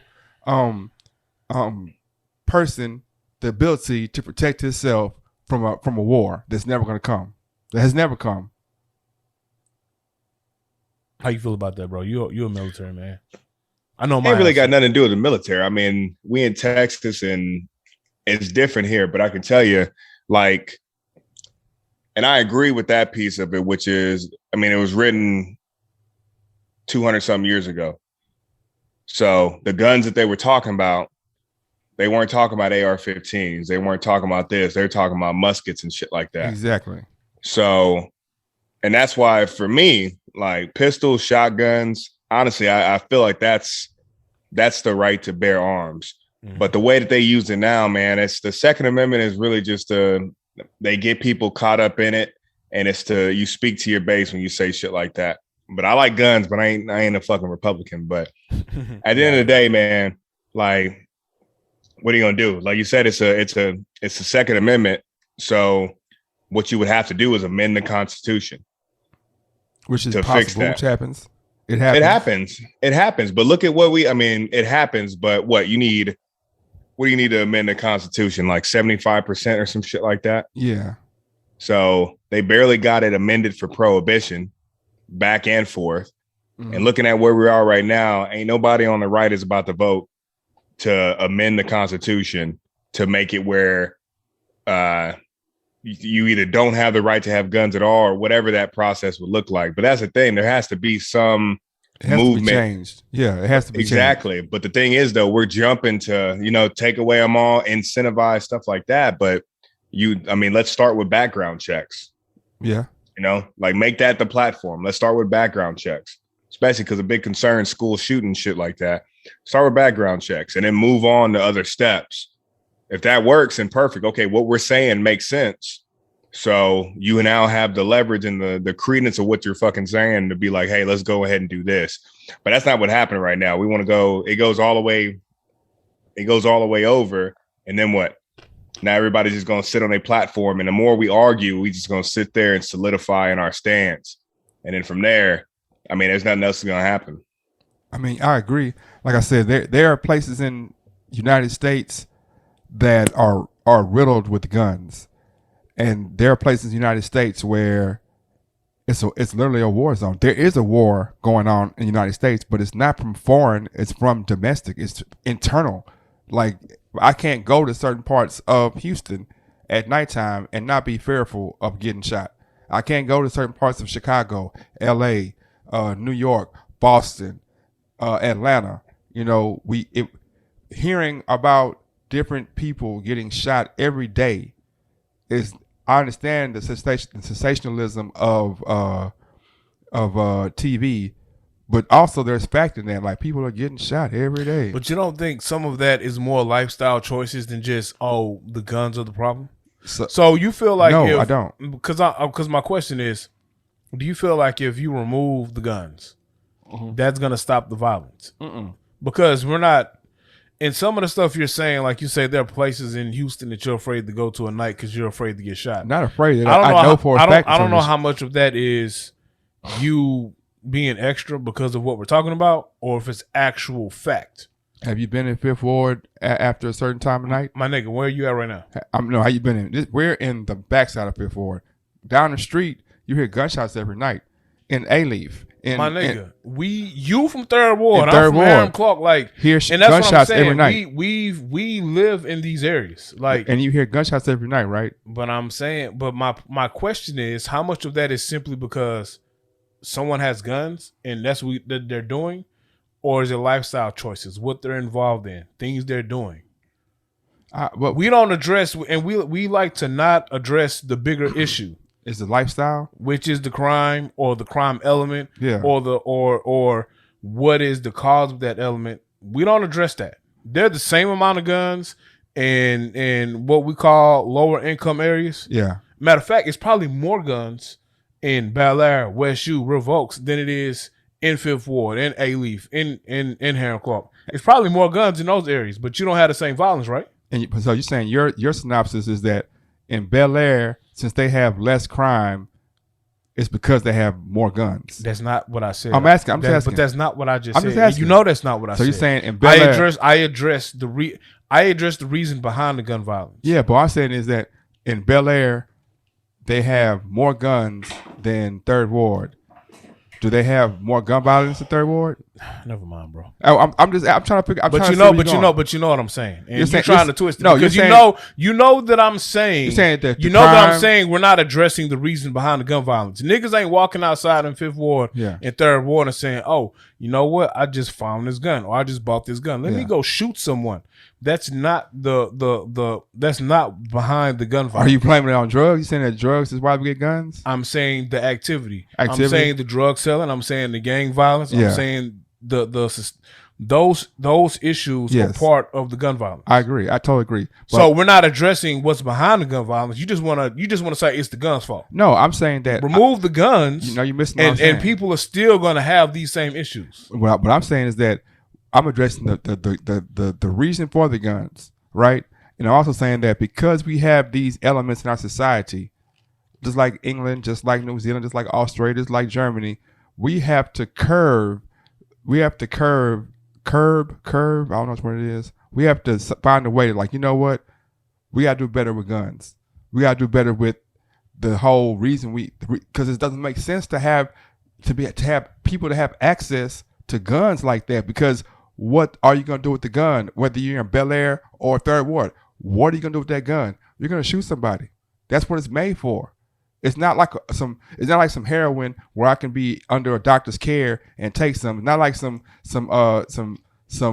a drug. It's not the same, bro. I'm asking you a question though, but you keep saying drugs. It ain't like anything else. But see, you missing the whole point. That's what I'm saying. It's pointless to talk to you about it because I understand. You don't, bro, because you twist the whole. You twist the whole subject. I'm telling you how. Let's talk about it. No, all I'm saying is that the gun, like, to make it very simple. I'm pretty sure that everybody in this meeting has had somebody they know either injured or killed by gun violence. Of course. And if you ask, okay, how many friends have I had overdose on drugs? How many friends have I had in police brutality, gun violence? Okay, so if I do better with the drugs and the guns, I'll have some of my people here. Everybody in the world can say, everybody in America say, some of my people might be here if it wasn't for these two elements. I'm not saying the drugs and the guns aren't connected. I'm saying let's get rid of both of them if that's the case. If you say it's the drugs, shit, I say both of them, fuck them, whatever. But we can't ignore one because of the other or vice versa. We have to say, okay, these things are detrimental to our society. So it sounds real similar to Prohibition though. But during Prohibition, what happened? They just bootleg liquor. Yeah, and they turned up on the gun. It turned into the guns kind of came with prohibition too, right? The gangsters in West Chicago, what they start doing? Strong arming, went from beating up to grabbing guns. Like Capone, that was an option. Like to getting- have that option out there Yeah. is what I'm saying. But that Like, but that's I think we kind of skimmed over it though, but especially so you outlaw the alcohol, you make it into an illegal trade. Because that's what's gonna happen if you're same thing with drugs. The war on drugs, did it work? No, you outlaw it. Now people are moving in the shadows, and I'm already doing something that's gonna give me life. Yeah. So what's putting a dude down? That's nothing. Well, my thing is that we have to move. We maybe my stance of saying eliminate guns is too strong. What I'm saying is that we have to eventually eliminate guns. Like we have to eventually. We can't just say y'all stop. We have to make pathways to eliminate these things, or to at least to curb the enthusiasm of the extremists. Because if we don't do that, then we see what happens when we did nothing at all. We've seen what happened. So just like the war on drugs, we've seen, if you go to California, if you go to Chicago, I don't think they did in Houston yet, but they have spots where like, hey man, we'll trade you this for your guns. If you bring your guns in, we'll give you this. We'll give you $100. No questions asked. The police, hey, we don't care, man. Let's get these guns off the street because. Do you know how hard it is to buy a gun in Chicago? Yeah. I don't know. Even both places, especially. Exactly. I mean, you know how hard it California is. and So you know what they're Chicago. doing. They're just crossing state lines, bro, and coming back, or they're getting illegal guns. So once again, when I'm saying that we need to put restrictions and be tougher on gun crime, gun laws, you're like, nah, we can Second Amendment. I'm like, if Because we we literally have strict. There are literally states that have stricter gun laws than Yeah. Texas, Yeah. and have more gun violence than Texas. Texas is one of the states with one of the easiest like gun restriction gun laws. It's Texas. Everybody got a gun, but it's not as much gun violence in Texas as what, Chicago. So how do you explain that? Because just like it's very simple. Just I don't like think it is very simple. I mean, bro. it is. We've had 200, 300 years of a mindset, Okay, here we go. I'm listening. and so it's not gonna be reversed in 10 years, in 5 years, in one law. It's gonna be a series of laws, and we can look at any mindset that we've had from 1776. I'm asking you why is it more gun violence in Chicago, a place that has stricter gun laws, than it is in Texas? Because they didn't have they got the stricter gun laws because of the violence, Okay. right? They didn't just say one day, oh, we're gonna be strict. No, they start seeing our numbers going to hundreds and fifties, and like, what, time out? Just like New York, it was New York. You could have a gun, and in the 80s, the gun violence it was bad, but it wasn't what it was. And in the 90s or in the 2000s, they were like, look here, man, we finna make this. If you get a gun, you got a year off the top.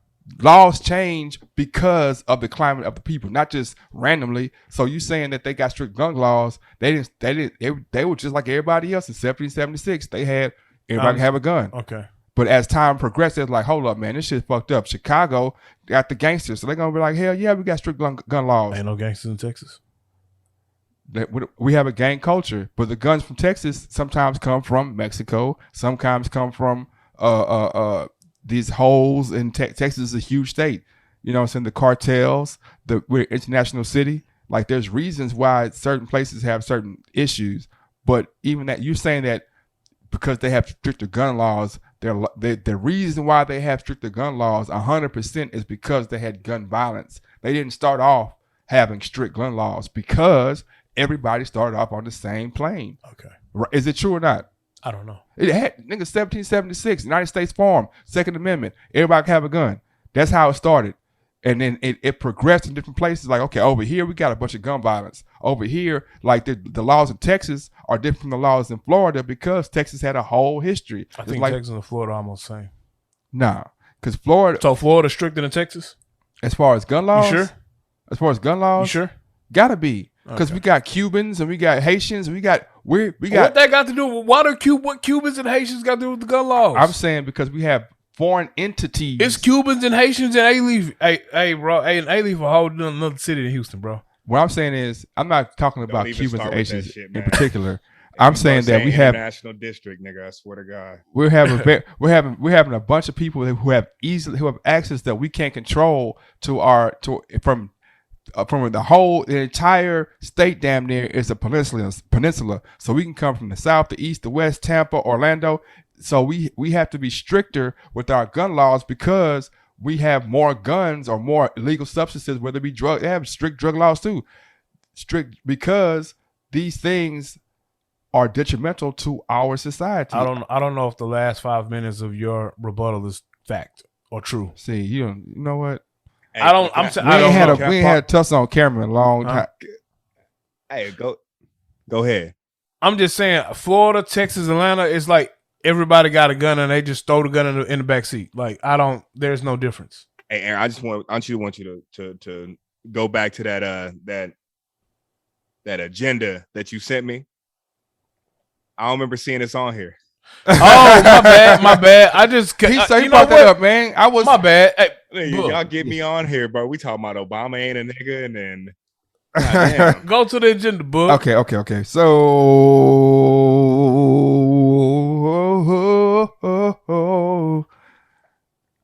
see, okay, so we ain't doing no song, man. So let's talk about the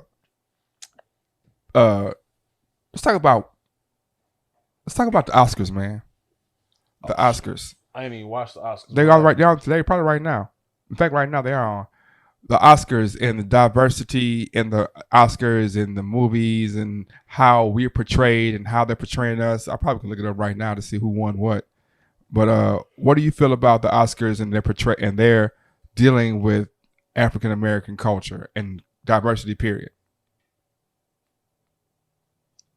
Honestly, man, it's been ignored for the most part. Yeah, I agree. And then now it's pandering. So to be honest with you, I don't even get. I mean, if you're an actor and that means something to you, then let it mean something to you. But Oscars don't mean shit to me.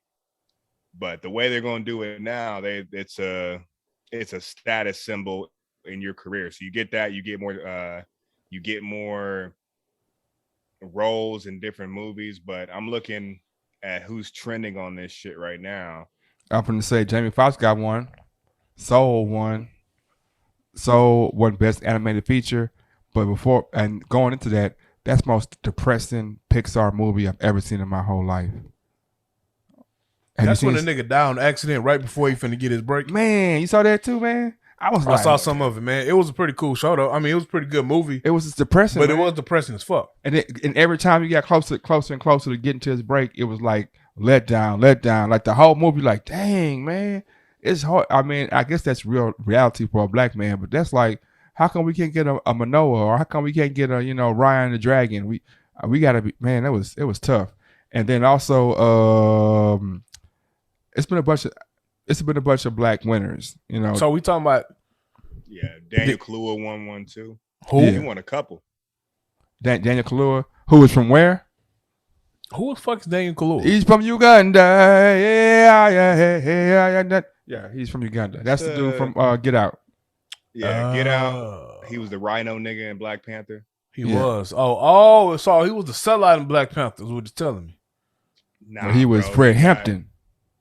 Come on. I didn't see Fred Hampton. I heard it wasn't a good movie. Oh, it was a good movie, man. See, I heard mixed reviews. I heard it wasn't a good movie. Man, people be saying stuff, man, but they don't even know what the hell they talking about, man. They be like, I don't like Spike Lee movies, man. They be, like, what? You don't like Do the Right Thing. The last Spike Lee movie I saw was kind of weird though, bro. It was kind of weak. It was not weak. It was weird. It was that Red Hook movie, bro, where like the preacher was like smashing the kids, bro. See, it was weird, bro. I didn't see that one. I saw The Five Bloods. The Five Bloods. Yeah. Is it about gang culture? Nah, it's about 4 veterans who go back to Vietnam to bury their partner, who was Chadwick Boseman, who died there, and grabbed some money grabbed some lost gold, which was the whole premise was kind of off. So it was 4 kings, but burying your partner too. Yeah, but they old though. They're like in they like 50s and 60s. it's like flashbacks to Vietnam and shit. Yeah, man. And they couldn't afford, or Spike Lee didn't want to put young actors as them, so he had them as old actors playing themselves when they were young with the young Chad Boswick. It was, and the acting was, man, I'm sorry, but that was some horrible acting all the way through. Like I didn't. It's not one scene I watched in that movie that was believable. That's the last movie he did, right? When he did, like, he actually sang and he was sick for real. Well, I don't know if he looked kind of small, but you couldn't tell he was small because no. That one last one he did. When he sang, that one was something else. That's when it won Grammy too. I mean Oscar too. Ma Rainey's Favorite, whatever. I thought that was like some army soldier type stuff, and he was singing because Spike Lee spoke on the fact that he didn't know he was sick. Yeah, no, the movie that you talking about is Ma Rainey's. I'm just looking at this now. Okay, but that won an Oscar too. I'm looking at it. Austin, have you seen Mortal Kombat? Mortal Kombat. I was just seeing you niggas talk about it, man. But yeah, that's when only one scene you see for the entire movie that's the only trailer or part of the movie they show. Yeah. Man, so let me tell you. Have you seen it? Destin. Yeah, I did see it. I did see it too. You saw it? I saw it. So the first 5 minutes before it was promising, bro. That shit came on, and I'm like, yo, they got the right Asian actors in here too. Man, this shit finna be fire, bro. Man, that 5 minutes went down, the little Mortal Kombat, and then the rest of the movie was trash. I wouldn't say trash. Nah, that shit was trash. So the movie itself, it had the potential to be a great franchise if they would have slowed it down, got some better writers, had a better plot. I mean, because the CGI, the effects, all that shit was that on was point. fire. You know what I'm saying? That shit was fire.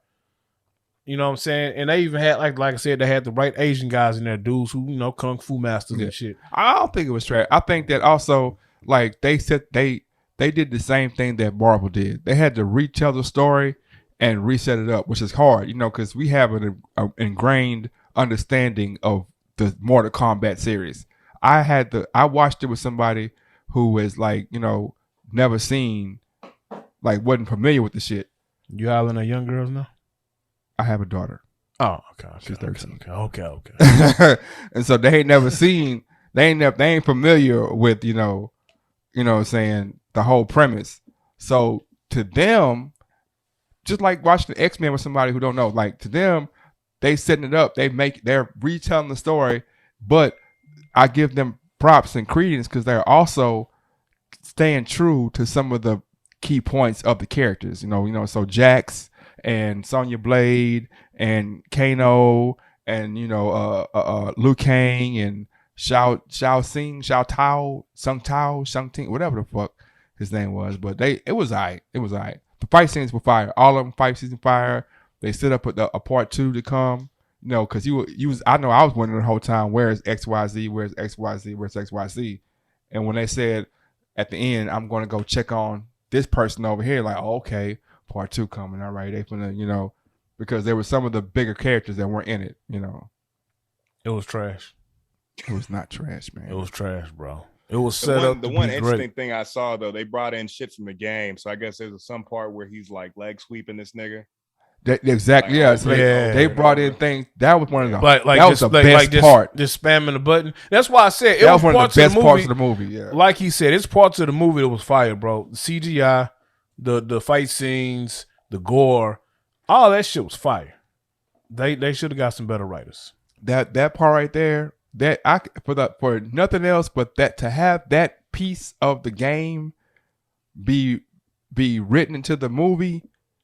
And to be as funny and poignant and true as it was, that was fire. Like, cause everybody knows if you got Liu Kang and you leg sweep, you can win like that. You can just get him in the corner, leg sweep, and you can't beat that shit.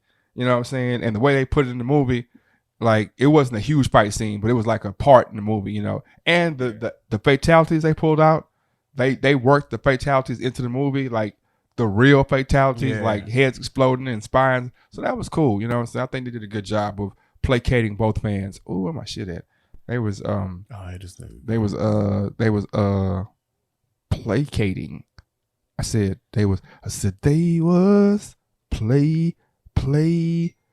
There you go. I don't know where it came from, right? The ding came. I ain't have to do it, man. You heard the ding? I ain't have to push nothing. Man, I hate this nigga sometimes, man. They were placating. No, I mean, they were placating the fans and the new fans. But it was good, man. So what was we talking about? We was talking about the Oscars, then we started talking about movies. I keep seeing you had this Cherry movie review down here, bro. Oh man, okay, but it's for him, for you, perfect. It's for you, perfect. So Cherry is a movie, and I'll tell the whole movie because y'all ain't seen it, and y'all probably not ain't gonna see watching it. that shit. Cherry is with Tom Holland, right? It's about a kid in the early '90s meets a girl in college, falls in love with her. They have kind of a tumultuous, like it's a hard love. You know, they fall in love hard. She has issues. She's like, I'm moving away from college, and he's like, shit, I'm gonna join the army. She comes back a week later. I'm leaving today. I'm not leaving. Whatever. He's like, I joined the army.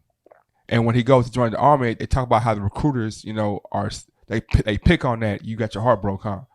Oh man, shit. Come on in. We got you. We're gonna take care of you. Bring your new family. Goes to the army, becomes a medic, sees a bunch of trauma, is traumatized, comes back to her, because they end up getting married before that, comes back to her, and the rest of the movie is him dealing with that trauma. And him, you know, basically going from a school kid to a bank robber. Yes, and a drug addicted bank robber. It's a great movie, and the premise, I mean, the core of it is like the whole time you're thinking like, damn, whose fault or who is at fault for this kid situation? Is it her for like saying she leaving and making him go to the army? Is it the army for preying on him when he's in this bad spot and bringing him in? Is it just shit that happens? You know what I'm saying? And Tom Holland, if you don't know, that's the guy who plays Spider-Man.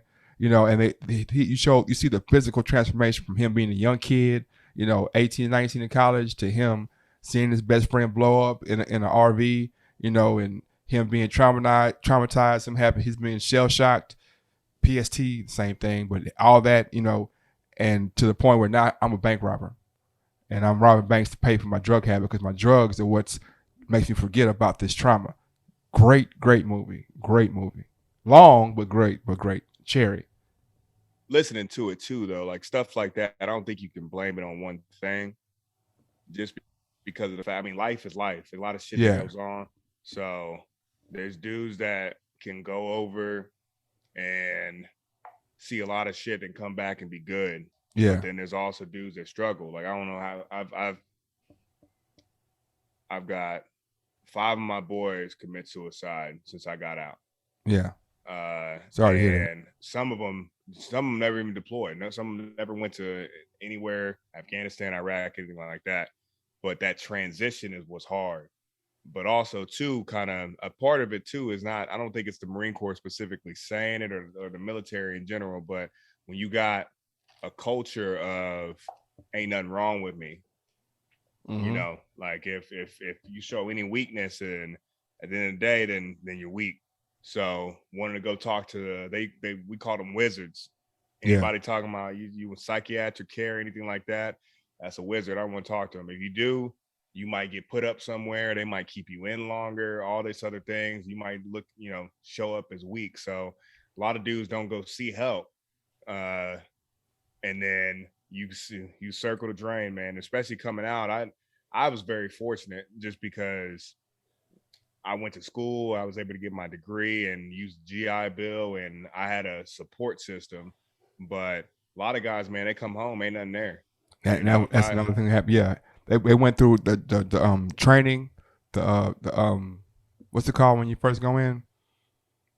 Basic training. Basic training, with the basic training, and he's narrating what's going on and breaking down how they mentally try to break you down or to try to remold your mind. And he talks about the drill sergeants, talks about the people, you know, and the camaraderie, because of course in times of stress and strain, people they come together. So now I formed this bond with these people. We came together in these difficult times, and we go to war. And this person that I've grown to love and care for, this person gets killed right in front of me. This person dies. You know what I mean? I'm already stressed from the situation. I'm put in a stressful situation. It's more stressful from the situation I was in, and then the people that I've connected with are snatched from me in the most horrific ways.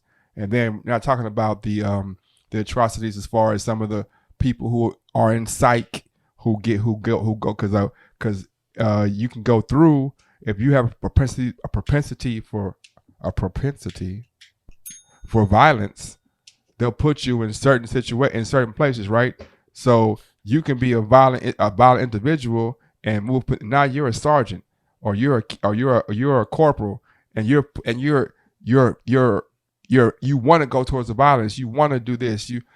You're cruel. You're mean, not because you're a mean person per se, but because you're in war, and you've become a warrior. You become a person who is a certain type of way. So kids are not kids to you. They're the enemy. You know, villages aren't villages to you. These are war zones. So you treat them as such. And now your humanity is tested because you're looking at people like, damn, these little kids, he's shooting little kids, or he's treating little kids like they roaches. You know, and I'm looking, I got a daughter, or I might want to have a daughter or a son, or I have a little brother, and I see my little brother in these kids, or I see my family in these kids, and you just see roaches. You treat them as such. So it's a lot of, it's a heavy movie, very, very heavy, and it has a lot of, when it comes on, you can watch it with your lady friend, because when it comes on, it's a sweet, and it's, you know, it seems like a love story, and it is, but it talks about the things that affect a relationship. So you can take the army out and put, you know, college, school, work, whatever it is that would put a stress on a relationship, and how does that relationship act? How does it feel? How does it, you know, whatever it is, how does it react to that stressor? Great movie, Cherry, man. I'm telling y'all, man. I'm gonna have to try it out. See, I'm gonna have to check it out, because the last time you described it, it didn't sound like this. I didn't get a chance to, man. I'm just watching I like looking at I remember seeing the trailers for it, and I didn't even think it was gonna be like that either. I thought it was just the nigga was in the wilderness type shit. No, yeah, it's Tom Holland, man. Cherry, man. Tom Holland is on a run, bro. If y'all don't listen, watch Tom Holland and what's the other guy's name who played Spider-Man before him? Garfield. Those two guys, man. I haven't seen a bad movie. Under the Cherry Lake, Under the Silver Lake is another movie. With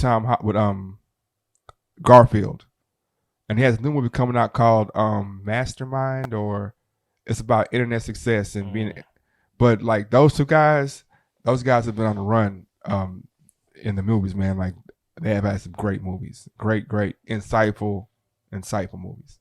Well, I hope he get good movies. They hold him on that Spider-Man shit. Yeah. They really. In fact, Under the Silver Lake, he's a comic book writer. I don't want to tell the movie because it's not about comic books, but he makes several references to being Spider-Man in the movie. It's really, really cool. But the movie's about some LA shit, totally different, nothing to do with comic books. But Under the Silver Lake, it's a great movie. I'm telling you. Bet we're gonna check that out too. Austin, man, we're not gonna hold you too much longer. I'm gonna try to get you on next week. We're going to have a better selection of topics, man. And I want you to check out. Man, fuck, we can come in hot too. I mean, just let me know. Oh, no, we finna next week, bro. We finna talk about DW4. We finna get deep down into DW4. Oh, I got one question for you, just to keep going with at least what we're talking about. I'm gonna ask. We're talking to a female next, but do you think women care about lyrics in hip hop? Fuck no. I don't know, man. It depends.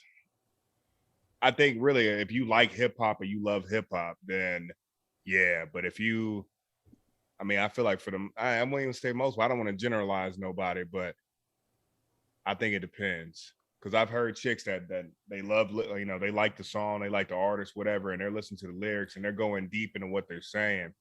But I've also heard it where I'm just worried about the beat and whatever that hook is. If it's catchy, then that's. I've heard that more than I've heard lyrics. Like, when you say that, you mean like, do females care about female artists? I'm talking about, do they care about, like, I was inspired by my conversations with several people about WAP and certain those type of songs. Like when you hear Cardi B and Megan and Mulatto and this new wave of women of rappers, are you empowered by that, or do you see for like? Because when I hear off the top, it's some hoes in this house. It's some hoes in this house.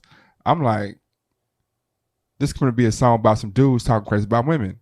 But then I hear some females start rapping on it. I'm like, that's strange. Like, that's strange that y'all would use this. Like, so are y'all really listening for, are y'all trying to make, is this some Amber Rose type, slut walk type shit? Like, we're going to take the negative. If this is some nigga, I'm going to take the word nigga and make it positive. Or do y'all don't give a fuck what they're saying as long as the beat jamming? That's how I feel like there are more women that be like, if it's jamming, if the beat jamming, you know what I'm saying? Because I guarantee you, this is a song called Fuck Boy. I wouldn't be like, yeah, fuck boy, fuck boy, fuck boy, fuck boy. Like, you know what I'm saying? Like, I think that we men, generally speaking, care more about the lyrics than the beat. Because you talking about Nas and half the New York rappers be having some trash ass beats for the longest, but we like, shit, look what they saying. You know what I'm saying? Whereas women will be like, listen to what Keisha Cole's saying. And it's slower and it's simpler. But hip hop is something that it's got double entendres. It got, damn.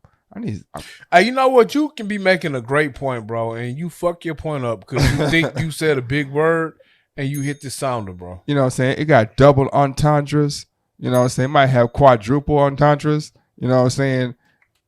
And sometimes they like I've to many I've explained this is what he's saying. This is what. Oh, that's what he was saying. I just thought that it was catchy.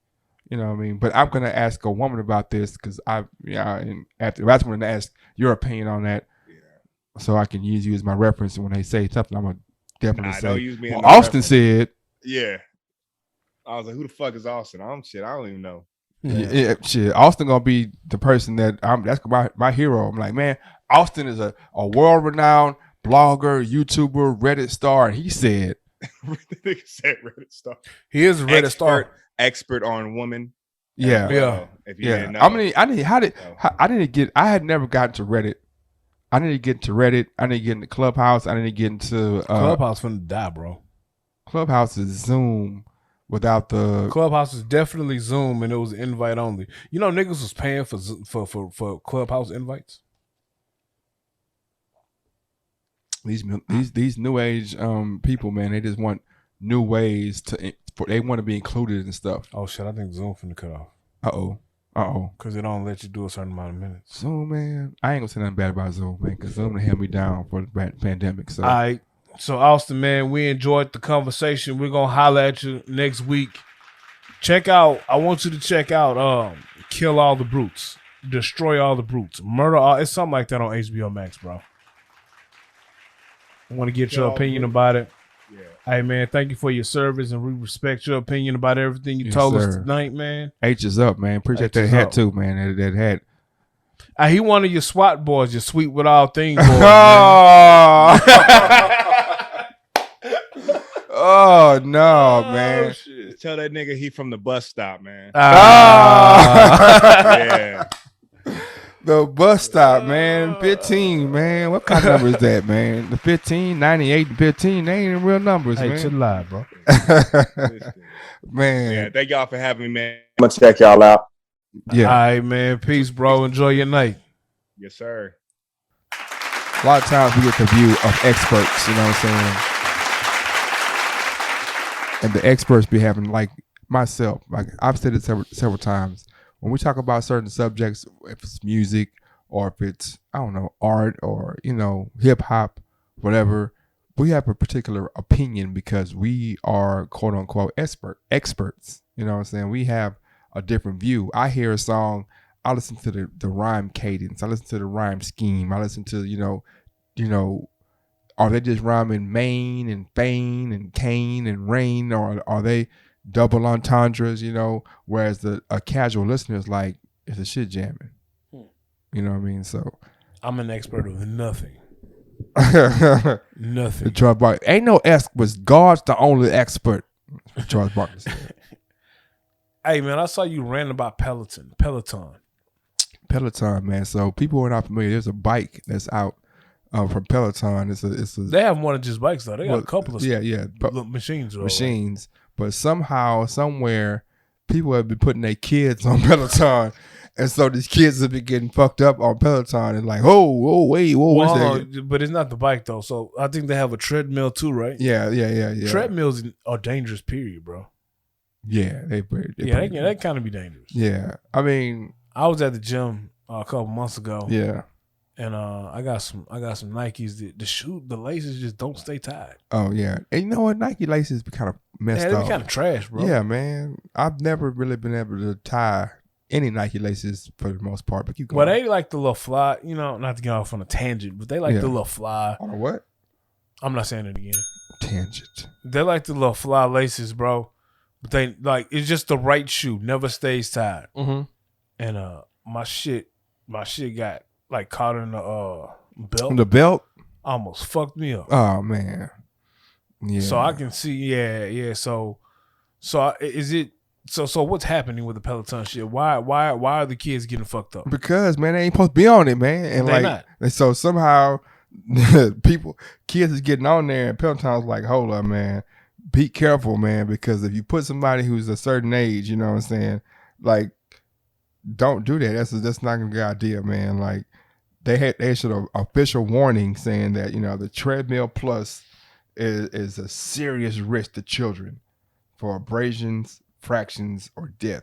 So I feel like Tyson had a kid that died from I don't want to know about that, man. From no, I mean like Michael Tyson. Yeah, Mike Tyson. I know he had a kid that passed away, but I hope it wasn't on a treadmill. No, I think like a treadmill accident. Kids have died from treadmill accidents. Man, because something can get stuck in a treadmill, bro, and the treadmill is not gonna stop. Check this out.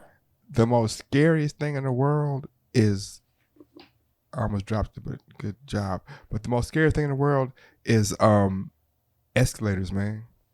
Because if you get a shoe or something caught in the escalator, man, that escalator is not stopping for nothing. And that's like thousands of pounds of pressure. If you get caught in the escalator going up or down, and you get at the end, those that's metal. It's sharp. It's at an edge. Like, it can fuck you up. Have you ever tried to get on the escalator that was going a little too fast?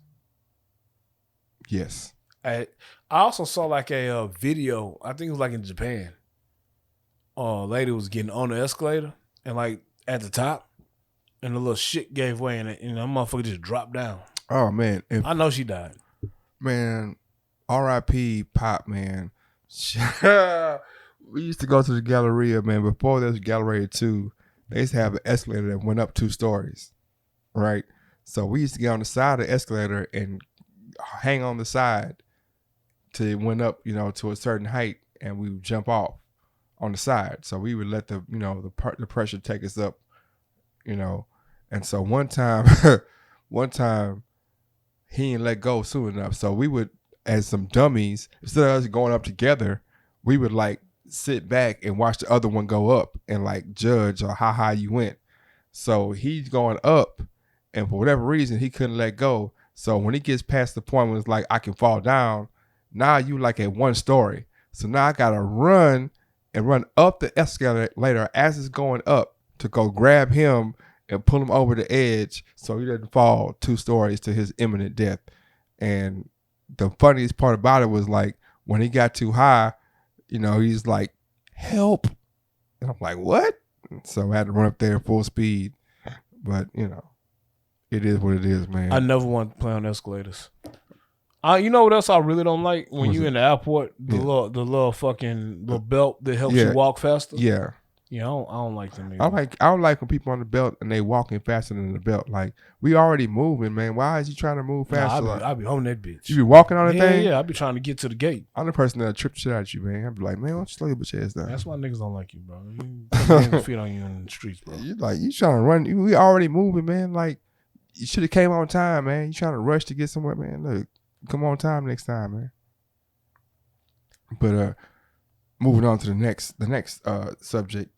Talked about the women in hip hop, talked about Peloton. I don't want to go. Do I want to do that, man? Yeah, you want to do that. Is that what I want to do, man? Yeah, you want to do that. Okay, all right. I didn't want to do it, man. You putting these niggas on notice. They got something to say about Bug in the streets? No, I ain't doing that, man. Oh, okay. I'm a peaceful brother. Okay. You know what I'm saying? All right. Be having their legs shaking, bend them, break them. I'm Hercules when having relationships. I thought you was turning up because boys was, talking down on your name, Man, if they had an issue with your takes. You know what I'm saying? No. In these streets, man, us as a culture, man, sometimes brothers go too far, man. And I'm just trying to, I had to stop that because it was going too far, but we go too far. So brothers going too far, man. Haircuts, man. All right. I know I'm follically challenged. Yeah, you ain't got no hair, bro. You know what I'm saying? No. I'm follically challenged. You ain't got no hair. That's not true. I have hair. You can't grow hair everywhere on your head. I do Pause. I have hair. You don't have a hairline anymore. I do. So why are you shaving your head bald? Because I don't have the patience to grow my hair, to wait until my hair grows until the desired level that I like to have it. So you patchy. What I want to say is, I'm not patchy per se, but really it's like I just don't have hair in the spots that I want to have it all the time. You know what I'm saying? Okay. But, wrong one. Brothers go too far. Right now, we're in a unique time in the world where, hairstyles can be whatever they want to be. But I've been looking at hairstyles lately, and brothers been going too far. Can you name a time when you had a hairstyle and you just went too far with the hairstyle? No. I can name a time when I went too hard. All right, so I'm gonna tell you, when I was in high school, yeah, I might have been a freshman. I forgot the bet that I had made, but whatever the bet was, I lost. Okay. I think it had to do with it had to be some sporting event, bro. Yeah. I lost the bet. Yeah. So yeah, I had to dye my hair red. No. And oh no. And no. Like all your hair? Or just the tips of your hair? Me and my boy Jono. Shout out to Jono, man. Oh, me and my boy Jono, we had a bet back in the day, bro, and I lost the bet. I had to dye my hair red. I allowed Jono to go by the dye. You wouldn't about dye? You didn't see what Kool-Aid and that shit like everybody else? Nah. Okay. Like this guy right here is like one of them guys like, I gotta get the perfect, I have to get the actual product. No, it wasn't me. Oh. I let him be in charge of it. Okay. That's funny, man. So you telling me your homeboy? Jono being Jono. You telling me your homeboy was like, okay, bet, and he went to the store and was like, I need some red dye. Nah, Jono being Jono, he went and bought some like crazy shit. It wasn't even red. It was like purple. Purple. just to make the shit even worse. And then I had to dye my hair. That was the farthest I went on some weird type shit. Far. Now the problem is, me being me, I was like, well, fuck it. I'm gonna dye my hair for real. You know what I'm saying? So I did the whole 9. What color? What's the how many colors have you had in your hair? So outside of that one time, okay, when I had dreads, I wanted to be fly, so I wanted like 3 dreads, bright red for real. So God. I had like 3 dreads dyed bright red. Yeah. Just 3 though. Just 3. Yeah. Just 3 dreads. 3 random dreads. Yeah. Just like I got the like South blood dread. red. You know what I'm talking about? How did that work for you? Yeah, it worked. You couldn't see the shit because I had a bunch of hair. So. I'm saying because I can't really ask certain questions because like you have a whole wife, so it's like what that mean? I can't be like how these hoes like you in the streets. You know what I'm saying? Like, how did the hoes like the red dread? Yeah. They liked it. I might get dreads, man. How you can't? You don't have a fucking hairline. I might get. I can grow. Look, bro. If you ever seen any true Rasta, I forgot though. Like you'll go get the man weave, bro. If you ever seen any true Rasta, man, there's a lot of true Rastas from Jamaica. They hairline be somewhere around their ears. I cut my dreads because I was standing at the top, bro. Man, I ain't want to be the nigga with head full of dreads. Yeah. But if I let my shit hang, I'm bald right here at the top of my crown. I ain't want to do that. As someone who is follically challenged, I don't even care as long as I got hair. You know what I'm saying? But you don't have no hair though. Well, you'll go buy that shit. You'll get the man wig. I remember when you sent you hit the group chat. You hit the group chat with the photo picture of the full of the full taper, and I'm like, man, where this nigga hairline at his eyebrows, man? This nigga ain't got no hair. This picture might, this is a perfect segue. Go to the website. The picture will be up tonight. Oh, you got the picture? I got the picture. Send me the picture. I'll send you the picture. The picture will be up tonight, man. This is even video of me laughing about having the, what had happened was a very popular hairstylist in the Houston area had said that he wanted a model of somebody. He needed a model to. Damn, you modeling for niggas now? See what I'm saying? See how this always be going left? We be like on the same page. And then it just goes, he needed a model of he needed to work on his skill of performing the man unit. So I was like, well, I'm lazy as fuck.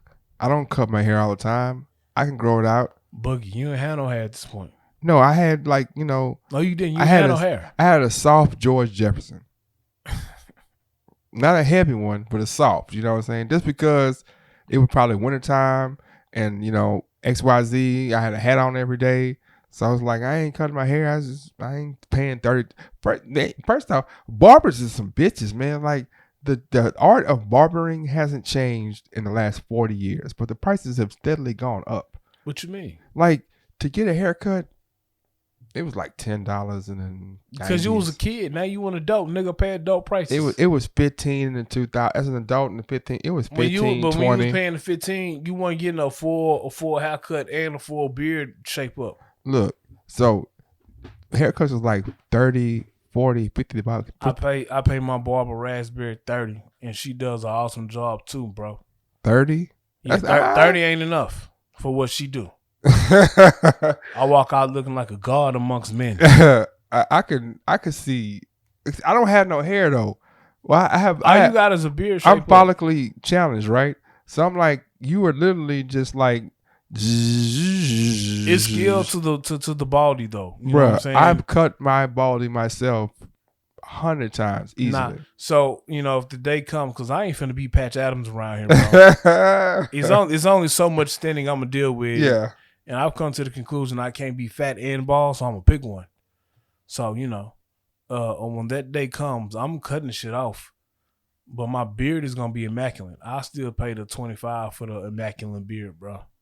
25 for just a beard? Nah, I'm gonna let the nigga. I'm gonna let the barber. You gonna fill you in? Nah, I'm gonna let the barber cut all this shit with the braids and everything. If I'm gonna be bald, I want to sit in the barber chair and cut my shit bald. And give me the Joe Button beard to my eye. The cold part about it is with the baldness. Like to me, I'm like, I'm gonna be back in your seat in 2.5 weeks, 2 weeks, however you cut it. I don't give a fuck what you do. I'm coming up that bitch every week. I don't need I don't want to see the shit growing in. It grows, and then the shit this bald just staying shiny. Nah, I want all that shit gone. That's the hard part. I'm like, man. It's hard to be shiny, man. I don't have it and to be honest with you, who told me that? It was a scientist told me that the balding is stress and something else. It's testosterone. People who have high testosterone go bald quicker than people who have less. As scientifically proven. So you trying to call me a bitch? I didn't say that. I just said that having high testosterone. That's not a big word. Do not push that damn button. Testosterone. It's that testosterone. That's 4 syllables. Damn near 5, man. That's like the most common of common words. So how many times a day do you be like testosterone? Because I don't talk about my T levels. How many times you be like, yeah, I was eating Burger King and testosterone. I've gotten requests to take the soundboard away from you. I've got requests to play the song more often. So I mean, what song? the song. Nigga, that was one person. It And is- that person okay. is delusional. That's okay? what I was saying. So if you have That person is delusional about that song. be even across the board, the soundboard needs to be taken from me. Then we need to play the song more often. We need to do, you know what I'm saying? We need to pick and choose. Don't worry, I have a fix for that in just a couple of days, buddy. Don't worry about that. You know what I'm saying? Sometimes brothers go too far, you know what Yeah, I'm saying? nigga, you go too You know what far I'm at saying? all times with the soundboard. Brothers be going too far, man. Making up whole entire requests from people who never even called. Like, I got a request from somebody. Who was it then? Say some names. Like, it was my wife. Like, that don't even count, bro. Nah, she didn't. She doesn't care. Shout out to the TCM project, man. TCM project. Check it out. 2530 Media, man. There's very, very, very, very, very, very, very, very, very much diversity. Are you sitting in here with a Chris Paul Clippers jersey on? I very much have a throwback Chris Paul Clippers jersey on. How you feel about the James Harden injury? Man, hamstrings are hard, bro. But I was just saying to myself, like, I think that he's taking it easy because, like, shit, why rush this shit back? Like, we gonna win a bunch of games. You don't think that there's anything with he got hurt playing the Rockets? That's interesting. So I you know, as I was riding today, leaving the smoke shop, I had a thought. I don't have these thoughts, too often. Yeah. How many legit superstars left Houston and got a ring that didn't help Houston get a ring? And when you think about it, in my lifetime, a bunch. In my lifetime, only the Rockets and the Astros have brought championship trophies to the city. Rockets did it back to back. Stros did it once. Those are the only two championships in Houston's history. Outside of the Rockets, Mhm. Dream left, but he didn't get another ring. Clyde retired. Mhm. Barkley, ring chasing ass, came to Houston, fucked us, and he didn't get shit. He was 20-10 with us, bro. Keep going. No, I didn't say it was trash. I just said his ring chasing ass ain't get shit. Okay. Outside of Robert Horry, who else really left? Moses Malone. I said in my lifetime. I didn't watch Moses Malone play. He's in 83, 84. Nigga, you know how old I was in 83? 2, nigga. Okay. 2. Okay. Let me see. Oh, Jacoby, the punt returner. He won a superstar. Okay. Well, no, superstars none. The Role players a bunch, but superstars a bunch. none. I don't even know if it's a bunch. You name me the bunch. Even. I said that didn't help us get a chip. So anybody off those two back-to-back teams for the Rockets don't count. So Robert Horry don't count. Well, none. All right. So I think it's a curse. We only have 2 championships. No, 3. We only have 3 championships. I know. And so it's like you pulling from a small pool of I'm people. just saying, Tracy McGrady tried to go take his ring chasing ass to San Antonio and it ain't work. But they supposed to win a championship. But they didn't. They supposed to win. But they didn't. That was some didn't. unbelievable. But they didn't. Yeah, they didn't. McGrady had some years in Atlanta too, though. In ATL, he had some years over there. Did he get a ring? No. No. You think a ring qualifies you to be great or be? No. I'm not. We're not having that argument. Oh, I'm okay. just what I'm saying is, I don't think James gonna get him one, bro. I don't think James gonna get him one. If James comes back at 70%, who the fuck gonna beat them, man? Man, I keep telling you that's the heartless team, bro. They win. They win today. They played today. They played. Did James play? No. All right, probably. KD came off the bench though. Let me see. Did they win today? Kevin Durant came off the bench. He came out injury, man. That's what I'm saying, bro. By the time playoffs hit, James Harden is gonna be like a week and 2 weeks away. James Harden is gonna be 80%. KD is gonna get hurt again. He gonna be off and on. Kyrie either gonna flake out because he think the earth flat again, or he gonna tweak his ankle, and then Blake Griffin back gonna start hurting again. LaMarcus Aldridge already had to retire. DeAndre Jordan, something gonna happen to him, bro. His dread gonna start hurting or something. And I'm the hater. He didn't went through the whole All team. I'm saying is, James they won. Harden, They beat the Suns today. The Suns. Ooh. Suns- James Harden's gonna The find Suns himself. is the number one team in the West. James Harden is gonna find himself in the same situation. Durant scores 33 in return. Beat the Suns. But he gonna get hurt again next week. The last 33 in 28 minutes, man. bro. If you can't be on the court for 8 minutes, then that 33 don't matter. 33. And you know what? Shouts the fuck out to Jeff Green. This is some basketball shit that y'all ain't gonna understand. But motherfucking Uncle Jeff, man. Jeff Green has been punching on people, man. How old is Jeff Green right now? 35, 36, 34, 35. I'm just saying Vince Carter can punch on somebody right now. Bruh, Jeff Green came today, man, and punched on the Suns so nasty, bruh. Like, boo, boy. We had Jeff Green last year, by the way. Rockets did. All I'm saying is the James Harden gonna find himself for the playoffs in the same boat he been in the last 8 years with no help. James Harden. James Harden. Kyrie had 12 assists. DeAndre Jordan, they got a squad, man. I don't want to talk Them about it. niggas gotta be on the court, bro. They I'm got a telling you. squad, man. KD gonna get his Achilles gonna break again. You got need. Kyrie gonna be on Ramadan an extra month. Ramadan. An extra month. Let's see, now you're going to racial. I'm not being racial. I'm not Kyrie full of shit. The Bucks just lost to the Hawks. How about that? But I have horrible basketball takes, so you know. So draft coming up. What you think about the draft, man? NFL draft. Because of the recent climate of the Houston NFL sports team. Yeah.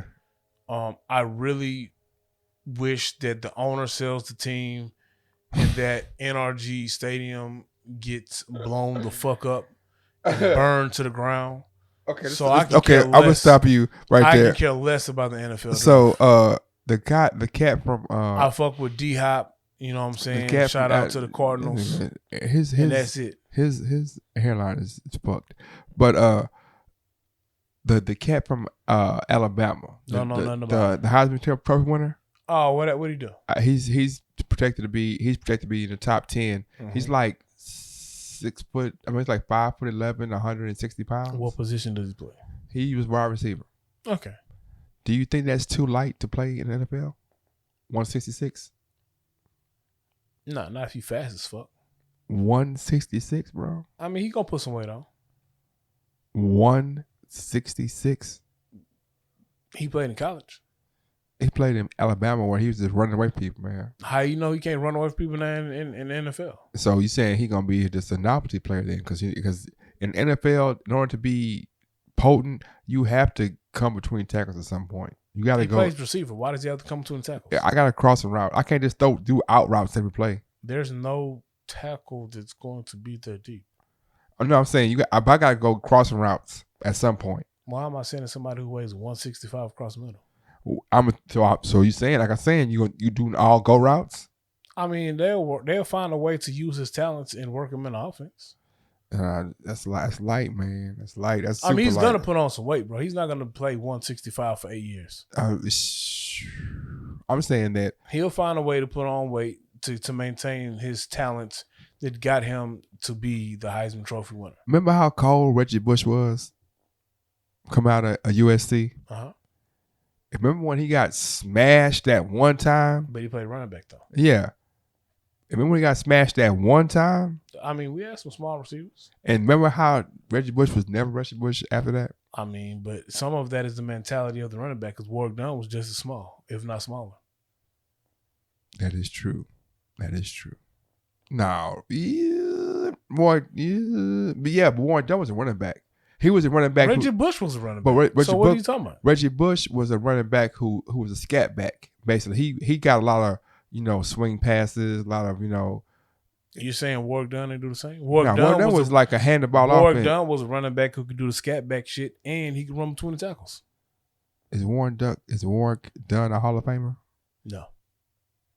Okay, I don't think so either. He's a Hall of Fame he was a great serviceable back though. He's a Hall of Fame human being, I would say, as far as what he does off the field and his he builds houses for single moms. Deshaun Watson lived in one of the houses he built, by the way. Yeah. What I'm saying is, And I he's think fucking it's with up bitches. to That's crazy. the team, Yeah.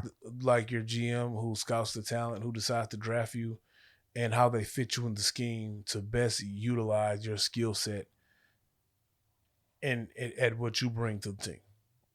Warwick Dunn might not have been utilized the best way, but Warwick Dunn won just the best of backside of USC anyway. So you're right. Little sports shit going on. Coach Mulkey left Baylor.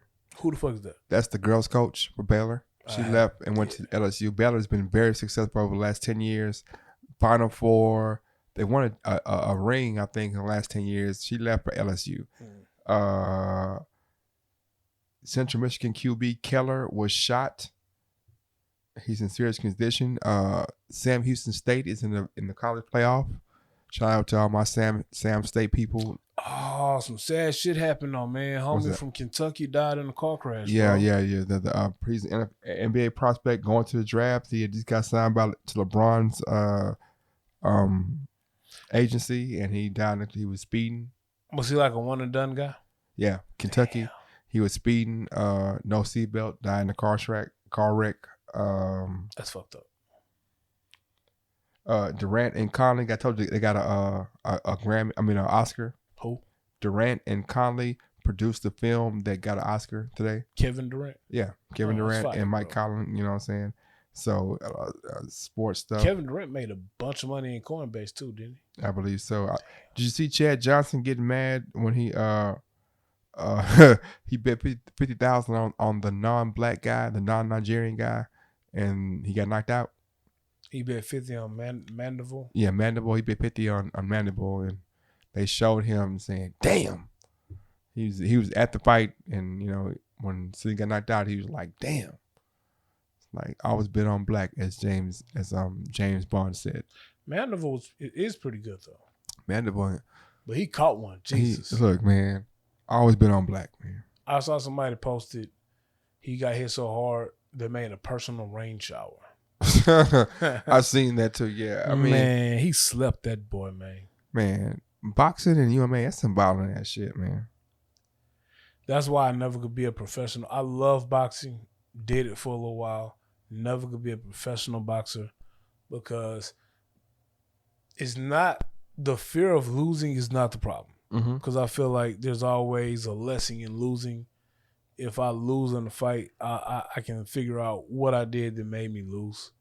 My biggest fear was, how do I go back around my partners Your after friends. I got knocked the fuck out on national TV? And look, the thing about boxing and MMA is, and what makes it so unique, is that when you talk about basketball or football or even baseball, like, it's not finalistic. It's not banalic. You can't even get dunked on and not get ridiculed by your peers. Like, But- you got dunked on at the I and one did not mixtape get knocked down. by the headache nigga. The nigga that threw aspirins on the court No, after I he did- dunked on people. You're making up shit He right now. dunked on you, bro. So You're you didn't making get dunked on? I did not get dunked You on. didn't get dunked on. It's on film. You didn't Volume get dunked 9. on. Volume 9. You didn't get dunked on. Volume 9. That nigga dunked on It's you. on film. You got dunked on. And one mixtape. And you missed the dunk, bro. You got hung. No. Yes, you did. I did not get hung. Yes, you It's did. on tape.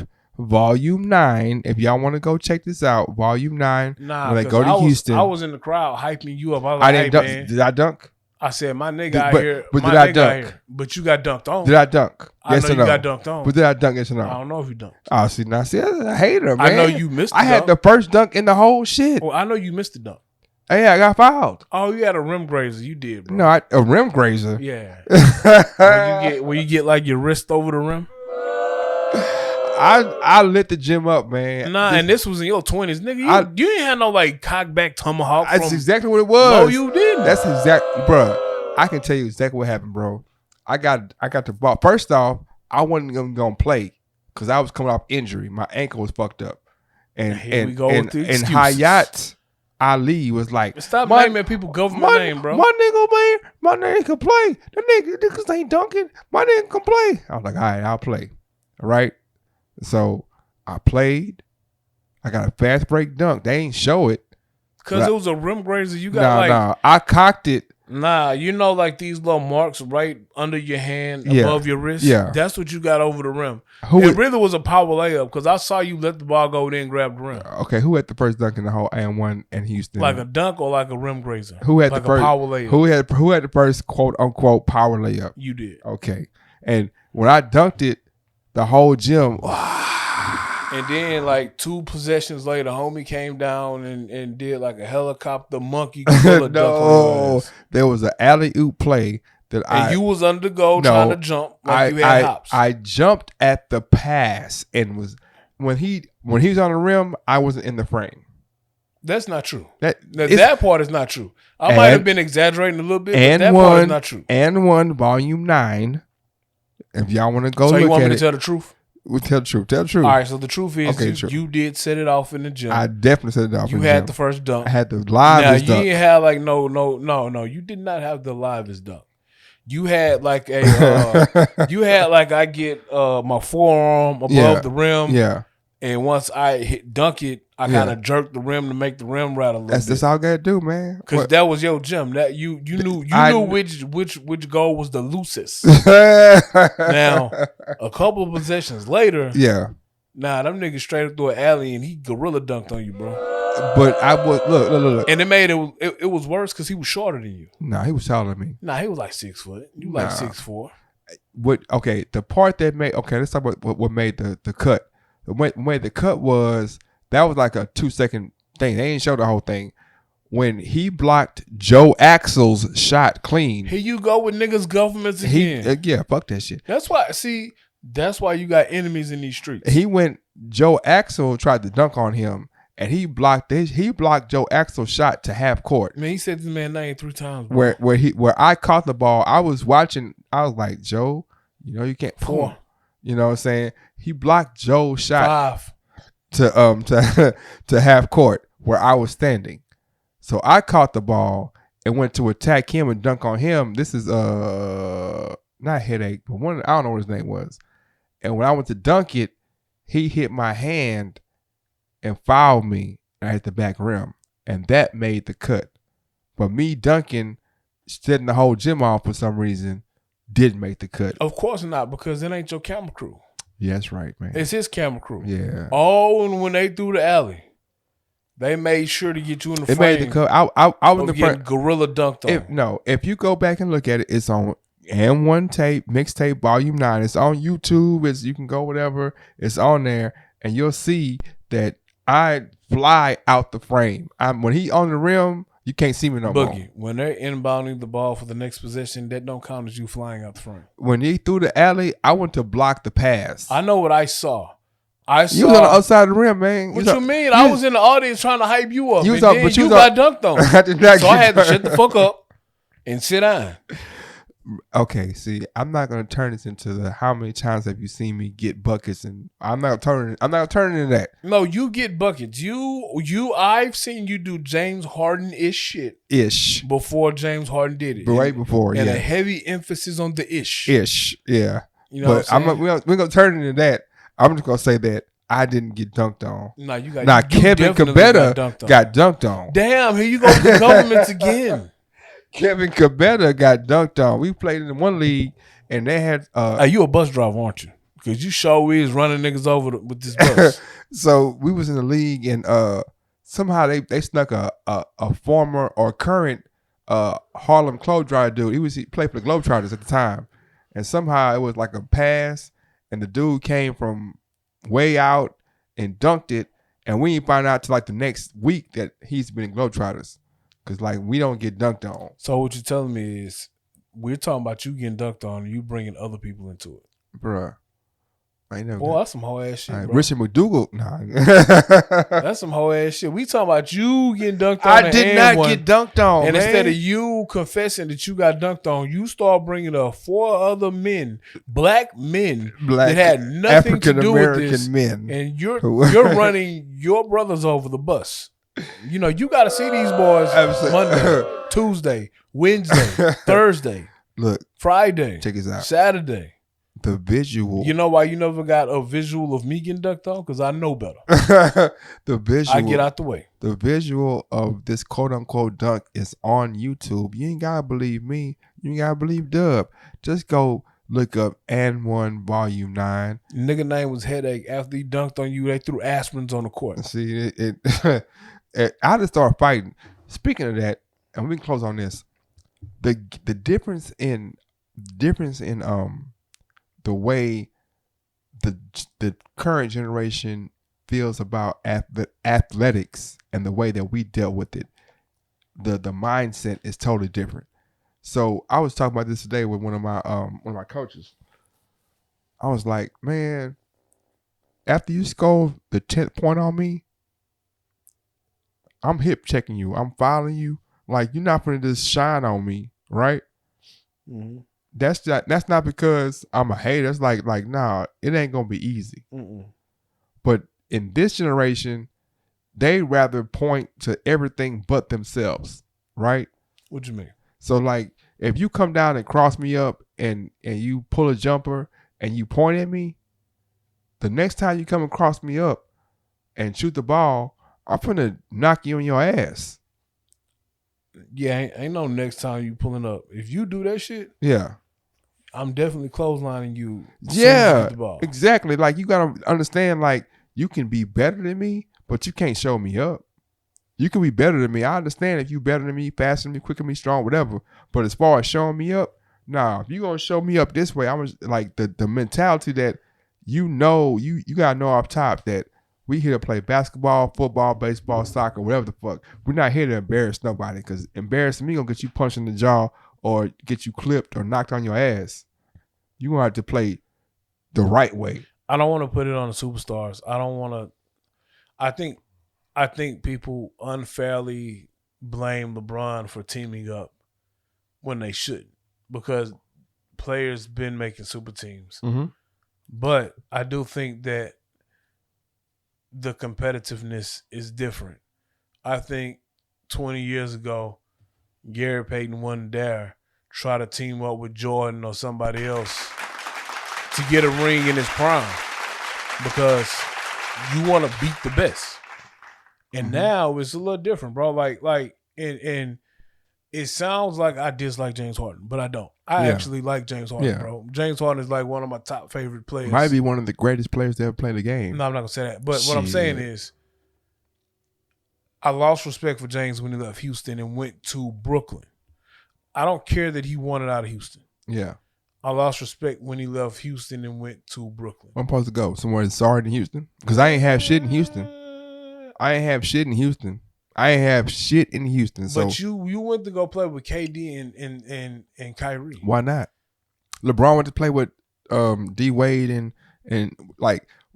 So I will say this though: LeBron going to go play with D Wade and Chris Bosh is not the same as James Harden going to go play with KD and Kyrie. So you saying that Chris Bosh at 25 and 12 and D Wade having a championship and being 25 and 8 is different from Kyrie. I think at the time that LeBron went to Miami and teamed up with D Wade and Chris Bosh, you couldn't say that out of the top 5 players in the NBA, 3 of them were on one team. There was. D Wade had a championship before LeBron got there. And D Wade had a championship before LeBron got there. Yeah. But at the time that LeBron got there, D Wade was having serious knee issues. And honestly, Chris Bosh wasn't. Chris Bosh was 25 and 12 in Toronto. He won top 5. Shit. Why not? He won top 5. If I call numbers out, you're going to be like, damn. Chris Bosh was never top 5 in the NBA. What? No. Top Bosh 10, yes, not top 5. Chris Bosh was the best power forward in the NBA for like 3-4 years. Yeah, I don't know about that, bro. And let's talk about Kevin Love when he went top 5 either. Not at the time that he was in Cleveland. What? When he came from Minnesota to Cleveland after he was like 25 and 12 again. But on that team, look, it's the eye test for me, bro. And never at any time in life I don't care about the stats. Niggas can put up stats. No, they can't. If Niggas everybody can put up stats, then why don't everybody do it then? John Wall put up stats. He ain't put up stats like Kevin Porter Jr. Is that the homie name? He ain't put up stats like he put up stats. He ain't put up stats like D Wade or like Kevin Love. But D Wade was having knee issues, bro, and D Wade was on the downcline, bro. What? So you mean to tell me D Wade wouldn't have one ice in his knee every fucking night because that nigga shit was swole up? Yes, because his game took a decline. Are you telling me that that's not true? Kevin Love came to Cleveland off of having a 26-point year. He was the only option. He came. There was nobody that could check Kevin Love for standing in the corner and pulling three. But then I also was averaging 11 boards a game too. And that's 12. That same year, I was 26 and 12, man. But you probably can put up monster numbers on a sorry team, but 26 and 12. That doesn't equate to you being top 5. Hold up. What I'm saying is James Harden left the Rockets, joined the team. Well, right now in 2021, you can name the top 5 players in the NBA, and depending on who you're talking to, it wouldn't be far-fetched or crazy if KD, Kyrie, and James Harden were in somebody's top 5. It wouldn't be crazy at all. It wouldn't be crazy at all. And I don't want to play on that team. I want to compete against that team because when I win my ring, I want to say I beat the best. Now, I will say that if you look at everything that Steph is doing in his greatness, it should make you appreciate James Harden that much more because James Harden took less and did more. Chris Bosh coming to Miami was 24 and 11. But you didn't get 24 and 11 Chris Bosh once you got to Miami. No, he had to adjust his game to LeBron James. Why did he? Why did he have to adjust his game to LeBron James? Because LeBron James, the way he plays, he can't have a power forward who gets a bunch of money because he's a power forward. What you mean he gets a bunch of money? That's my money is in points because LeBron James' game is going to the rack. So who's the better option at power forward at that time? Chris Bosh. Okay. LeBron James, he's a power forward who has the ball in his hand. So like if Chris Bosh gets 20 points or 15 points on the block and LeBron James' game is slashing to the block, we got to choose. Do we want to have LeBron James slashing or we want to have Chris Bosh getting money in the paint? But LeBron James can and was doing more than Chris Bosh could or will bring to your team. They equal, both. No, they're not equal because LeBron James did 26 more. And 11, man. But LeBron James did more, bro. LeBron James distributed the ball, was the floor general. He was more valuable at his game, at him running his game, opposed to his game taking the back seat and letting Chris Bosh run his game. Wouldn't have had the same outcome. What I'm saying is when it was crunch time and LeBron James or the Heat needed clutch plays, it wasn't LeBron James finishing. It was Chris Bosh getting rebounds. It was Chris Bosh getting key steals and stops. It wasn't LeBron James scoring. LeBron James is a great player, but LeBron James doesn't have the skill set that Chris Bosh has. He don't have the skills. Chris Bosh doesn't have the skill set LeBron has. Yeah, he does. No, he doesn't. What can Chris Bosh do that LeBron can't? No, that's not the right. Or what does LeBron do that Chris Bosh can't? Run the point. LeBron can run the point. He has. When? He did in Miami. How? What you mean how? What was D Wade doing then? D Wade was playing. What was Mario Chalmers doing? So you're telling me what was Mario Chalmers doing? So you're telling me that LeBron James can't. What was Mario Chalmers doing? Being a role player. What position was he playing? He was playing point guard, but who brought the ball up the court? Mario Chalmers. All right, never mind, bro. That's a. But you hate LeBron, no? Because see, you dislike LeBron, and like what you do with everything you dislike, I don't. You try to discredit this guy. I don't, and I don't even like LeBron. I don't. But I'm not going to sit here and say that Chris Bosh has the same or better skill set than LeBron James. Who got a better post game, LeBron or Chris Bosh? LeBron has a better all around game. Who has a better post game? I said LeBron has a better all around game. LeBron. You're taking one thing. Of course, Chris Bosh has a better post game. Who has a better jump shot, Chris Bosh or LeBron James? That's probably equal. So I got a better post game, equal jump shot.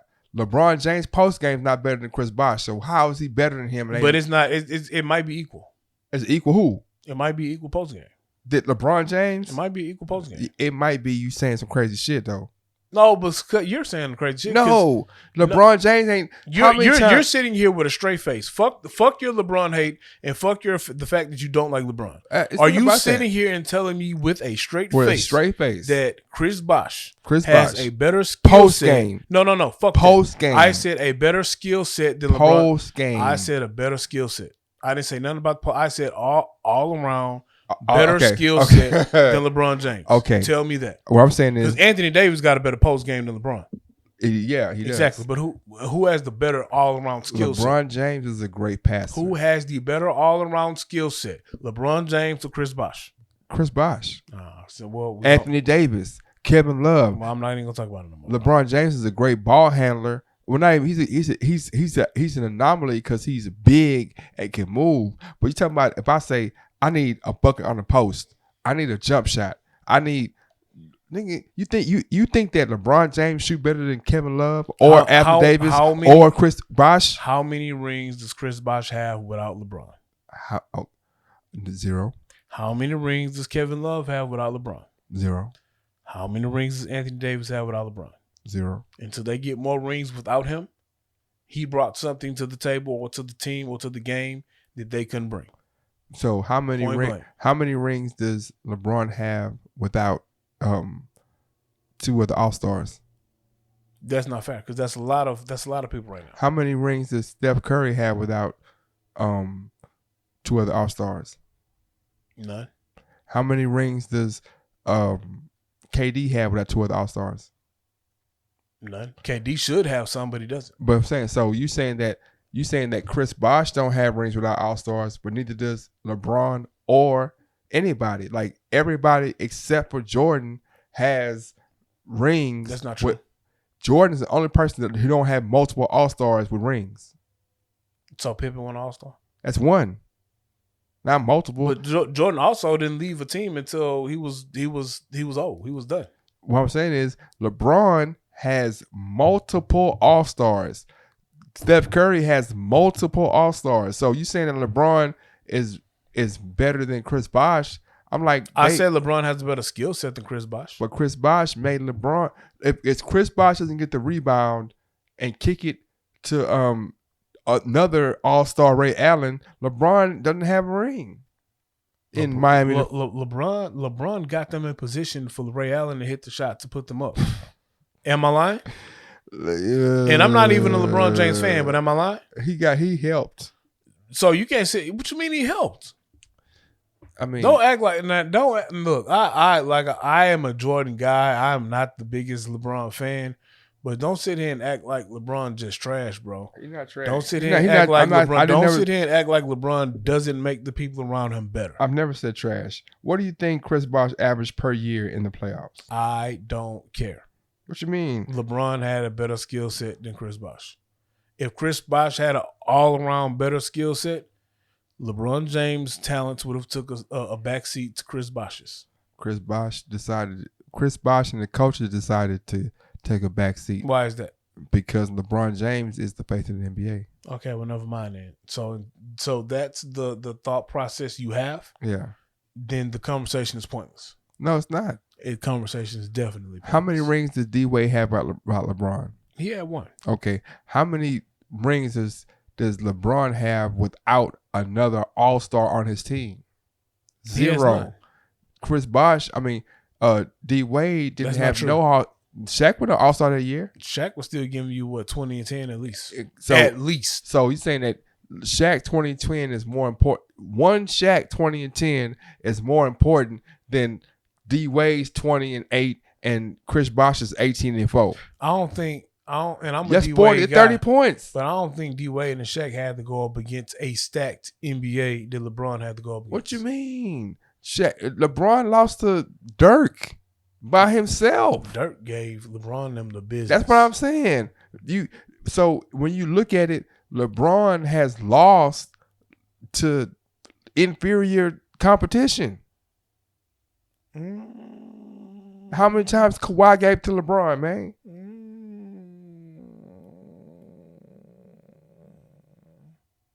I thought LeBron was hurt that year. Kawhi won. Nah, LeBron had one. He caught cramps in the middle of a game.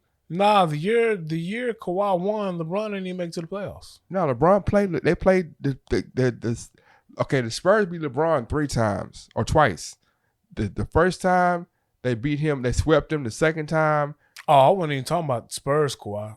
He had help, nigga. He had Manu Ginobili and fucking Tony Parker. What are you talking about? So LeBron. So when he had Manu, and then he had fucking Tim Duncan. What are you talking about?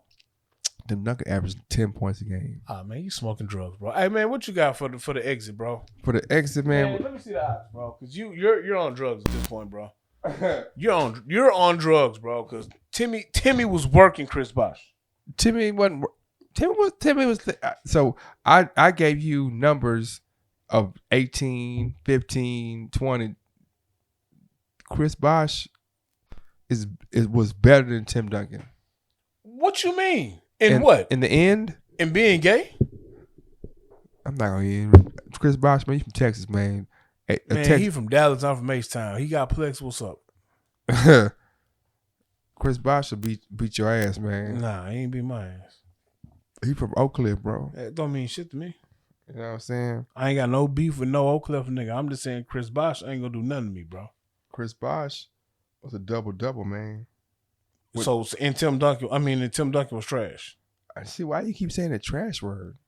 You making it sound like this man was trash, bro. I'm just saying, I never said trash or bad. I just say that Tim Duncan wasn't as good as in 2013, 2014.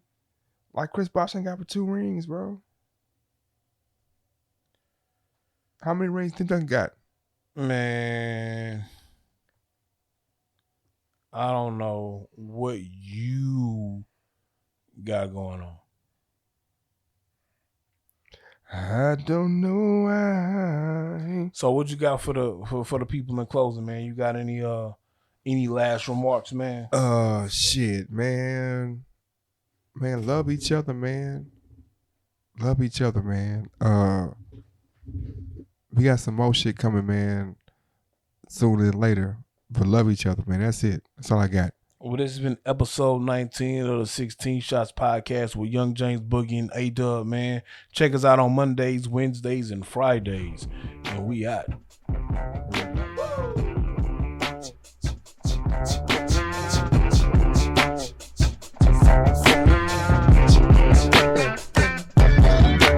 Look, mama got it wrong. Think it is, but it ain't. Think it is, but it ain't. Had it wrong from the gate. I told you from jump. All I need is a nut. All it is a nut. That's how she wants to be. Look, mama got it wrong. Think it is, but it ain't. Think it is, but it ain't. Had it wrong from the gate. I told you from jump. All I need is a nut. All it is a nut. That's how she wants to be. I got game. All these chickens know my name, but they rather call me B.I.G. Daddy like I was Kane. Might catch me in a customized caddy, receiving brain from a red top peppermint patty, doing the crane. It's a shame. I rub them, don't love them, no, I refrain. Look, your cousin, it's nothing, they don't complain. I don't know if you can tell, but I'm getting on that level. My nigga got it twisted. If you think that pimpin' selling out, I get to tellin' about Tanya and Clarissa, Christy and Ebony, Jackie and her sister. Yes, it's real splitter, more hoes than Jack Tripper. I am Mr. Hit them and split them and leave quicker. Believe Chicka James Booger Gustus. Forever ballin' in the hood like the Ruckers. Catch Slimmies out the club and we fill them up with bubbly. Leave them with a nut, cause that's all she was to me. Look, mama got it wrong. Think it is, but it ain't. Think it is, but it ain't. Had it wrong from the gate. I told you from jump. All I need is a nut. All it is a nut. That's how she wants to be. Look, mama got it wrong. Think it is, but it ain't. Think it is, but it ain't. Had it wrong from the gate. I told you from jump. All I need is a nut. All it is a nut. That's how she wants to be. I told you when I met you, all it is one night specials, but you thinking something extra. How I pinned you on the dresser and ripped off your little perla while you screamed on superlatives. You love me all, ready to nerve. These urban chicks left her at a loss for words when she seen my dictionary. All she did was drop a thong, grab it and say shit, it's heavy. All these Heather Headleys know for getting medleys, know songs. Think she clever, take off, her flight just got postponed. Little mama got it wrong, think it is but it ain't. Think it is but it ain't. And it's wrong from the gate.